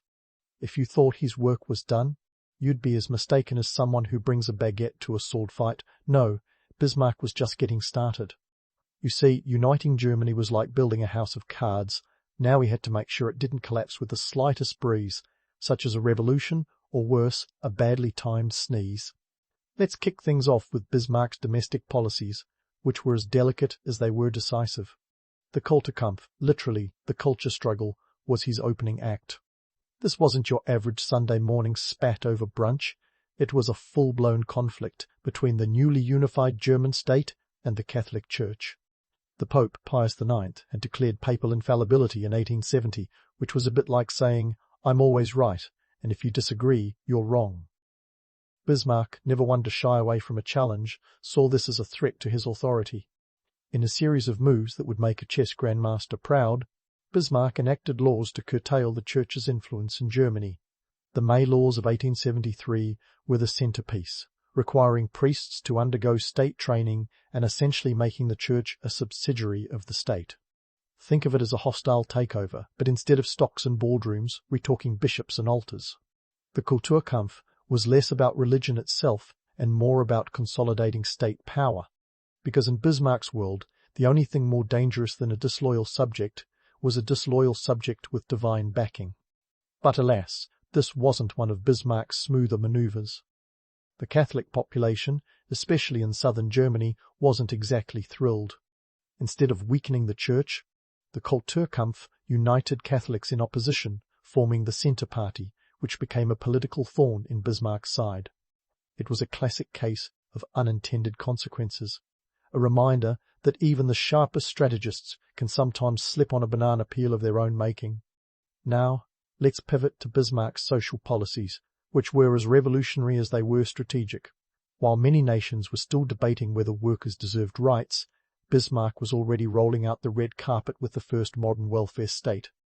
It was an unexpected twist from a man who'd previously been all about iron and blood. But don't mistake this for a change of heart. It was pure political calculus. By introducing health insurance in 1883, accident insurance in 1884, and old age pensions in 1889, Bismarck was not channeling his inner Mother Teresa. Rather, he was outmaneuvering the burgeoning socialist movement, snatching their thunder like a magician stealing watches. These measures were groundbreaking, but they weren't exactly cheap. They cost the empire a substantial chunk of its budget, but Bismarck saw them as an investment in stability. He was effectively saying, "Here's some social security. Now, please don't overthrow the government." It was a pragmatic move that kept the workers content and the socialists at bay, proving that sometimes it pays to keep your enemies close and your policies closer. Bismarck's balancing act between modernization and conservatism extended beyond social welfare. He was a man who understood that while change was inevitable, it had to be managed with the precision of a tightrope walker juggling flaming torches. He maintained traditional power structures while selectively modernizing the economy and infrastructure. The result? A Germany that was a curious mix of old-world charm and new-world dynamism, like a steampunk novel come to life. One of Bismarck's greatest talents was his ability to keep Europe in perpetual suspense, a geopolitical thriller with him as the director. His foreign policy was a masterclass in strategic ambiguity, keeping potential adversaries guessing. The League of the Three Emperors in 1873, a pact between Germany, Austria-Hungary, and Russia, was one such example. It was like a diplomatic group hug, but with a knife ready in each back pocket. The alliance was built on mutual suspicion as much as mutual interest, a precarious balance that Bismarck managed with the finesse of a tightrope walker. And then there was the dual alliance with Austria-Hungary, signed in 1879. This was Bismarck at his finest, turning a former enemy into a staunch ally. It was a clear message to Russia. Germany had other friends, and they weren't afraid to invite them to the party. This alliance was as much about deterrence as it was about defence, a strategic chess piece in Bismarck's grand game of European diplomacy. But let's not overlook the Reinsurance Treaty of 1887 with Russia, a secret agreement that was as much about keeping Austria-Hungary in check as it was about securing peace on Germany's eastern front. Bismarck was playing both sides like a seasoned poker player with an ace up each sleeve.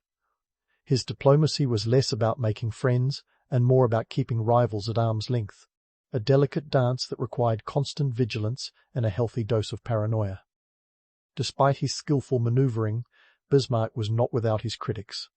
His penchant for political machinations earned him both admiration and resentment, a man who was as revered as he was reviled. His resignation in 1890, at the behest of the young and impetuous Kaiser Wilhelm II, marked the end of an era. The Iron Chancellor had been outmanoeuvred, a victim of his own success and the changing tides of history. So, as we pause in this tale of intrigue and ambition, it's clear that Bismarck's legacy is as complex as the man himself. He was a statesman who understood that power was not just about holding the reins, but knowing when to let them slip. His policies, both domestic and foreign, were a testament to his vision of a strong, unified Germany, a vision that, for all its flaws, reshaped the continent. But the story of Bismarck and the empire he forged is far from over. As we look to the future, the shadows of his legacy still loom large, a reminder that history is as much about the people who shape it as the events they set in motion. As the shadows of Otto von Bismarck's legacy stretched across Europe, the Iron Chancellor himself faced the twilight of his career. In 1890, a fresh breeze blew through the corridors of power, in the form of Kaiser Wilhelm II, whose impatience for innovation was only rivaled by his moustache's ambition. Bismarck, the mastermind who had so deftly manoeuvred the chessboard of European politics, now found himself outplayed by a young monarch with a penchant for making waves. Wilhelm was a man in a hurry, with a vision of personal rule that clashed dramatically with Bismarck's carefully constructed balancing act. Picture this: a young Kaiser, eager to flex his imperial muscles, and an old Chancellor who had spent decades weaving a web of alliances and policies, now caught in a game of tug-of-war. When push came to shove, Bismarck, despite his legendary resilience, found himself on the losing side of history's tug-rope.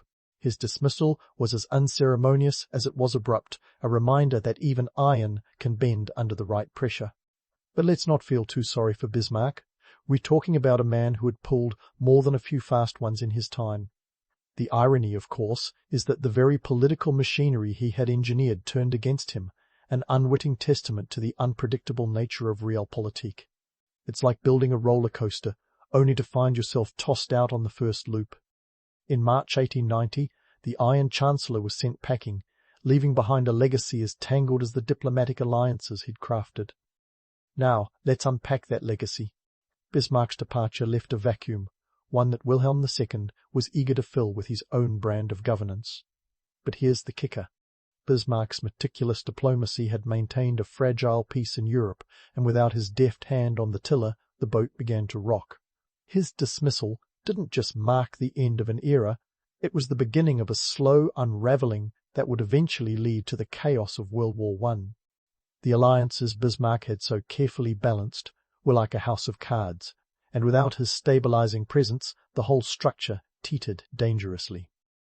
Bismarck's policies, both foreign and domestic, were a mixed bag of brilliance and blunders. His domestic reforms, those early social insurance programs, were groundbreaking. They laid the foundation for the modern welfare state, a legacy that endures to this day. However, these policies, while progressive, were also a strategic ploy to stifle socialism, revealing a man more interested in political expediency than altruism. It's a classic case of the ends justifying the means, a theme that runs like a thread through the fabric of Bismarck's career. And let's not forget the cultural battlegrounds he opened. The Kulturkampf, while intended to curtail the Catholic Church's influence, inadvertently strengthened it by unifying Catholics against the state. Bismarck's attempt to consolidate power had backfired, leaving a legacy of division that would ricochet through German politics for decades. It's a stark reminder that even the sharpest tools can cut both ways. In foreign policy, Bismarck's genius lay in his ability to maintain peace through a complex network of treaties and alliances. The reinsurance treaty with Russia, for instance, was a diplomatic masterstroke, ensuring that Germany wouldn't face a two-front war. But after Bismarck's exit, Wilhelm II allowed it to lapse, setting the stage for future conflicts. Bismarck's realpolitik was like a tightrope act, one that required constant vigilance and a master's touch, qualities that, it turned out, weren't easily inherited. Bismarck's vision of a unified Germany was undoubtedly realized, but it came with a price. The aggressive nationalism he fostered would later morph into a more virulent strain, contributing to the tensions that made Europe a powder keg by the early 20th century. It's like planting a garden of roses only to find it overrun with thorns. The unification of Germany was both a crowning achievement and a Pandora's box, the consequences of which Bismarck himself could never fully control. As for Bismarck, the man, he was a walking contradiction. The Iron Chancellor was as much a diplomat as he was a despot, a man who could charm or crush with equal ease. His humour was as dark as his political manoeuvres, once quipping that politics is the art of the possible, the attainable, the art of the next best. It's a sentiment that captures his pragmatic approach to statecraft, where ideals were often sacrificed at the altar of necessity. History remembers Bismarck as both a unifier and a divider, a man whose actions reshaped a continent but also sowed the seeds of future discord. His life is a study in contrasts, a blend of ambition and caution, boldness and restraint. In many ways, he's the ultimate historical enigma, a man who wielded power like a scalpel, with precision and purpose, yet whose legacy is a tapestry of triumphs and tragedies. In the end, Otto von Bismarck was more than just the Iron Chancellor. He was the architect of a new Europe, a man whose vision and actions would echo through history. His dismissal may have been unceremonious, but his impact was anything but. As we close this chapter, it's clear that Bismarck's life was a testament to the complexities of power, a reminder that in the grand theatre of history, the line between hero and villain is often blurred. So, as you drift to sleep with these tales of iron and diplomacy swirling in your mind, remember that history is as much about the people who shape it as the stories they leave behind. Bismarck's legacy is a mosaic of contradictions, a reminder that the past is never as simple as it seems, and that sometimes the most enduring legacies are those that challenge us to look deeper,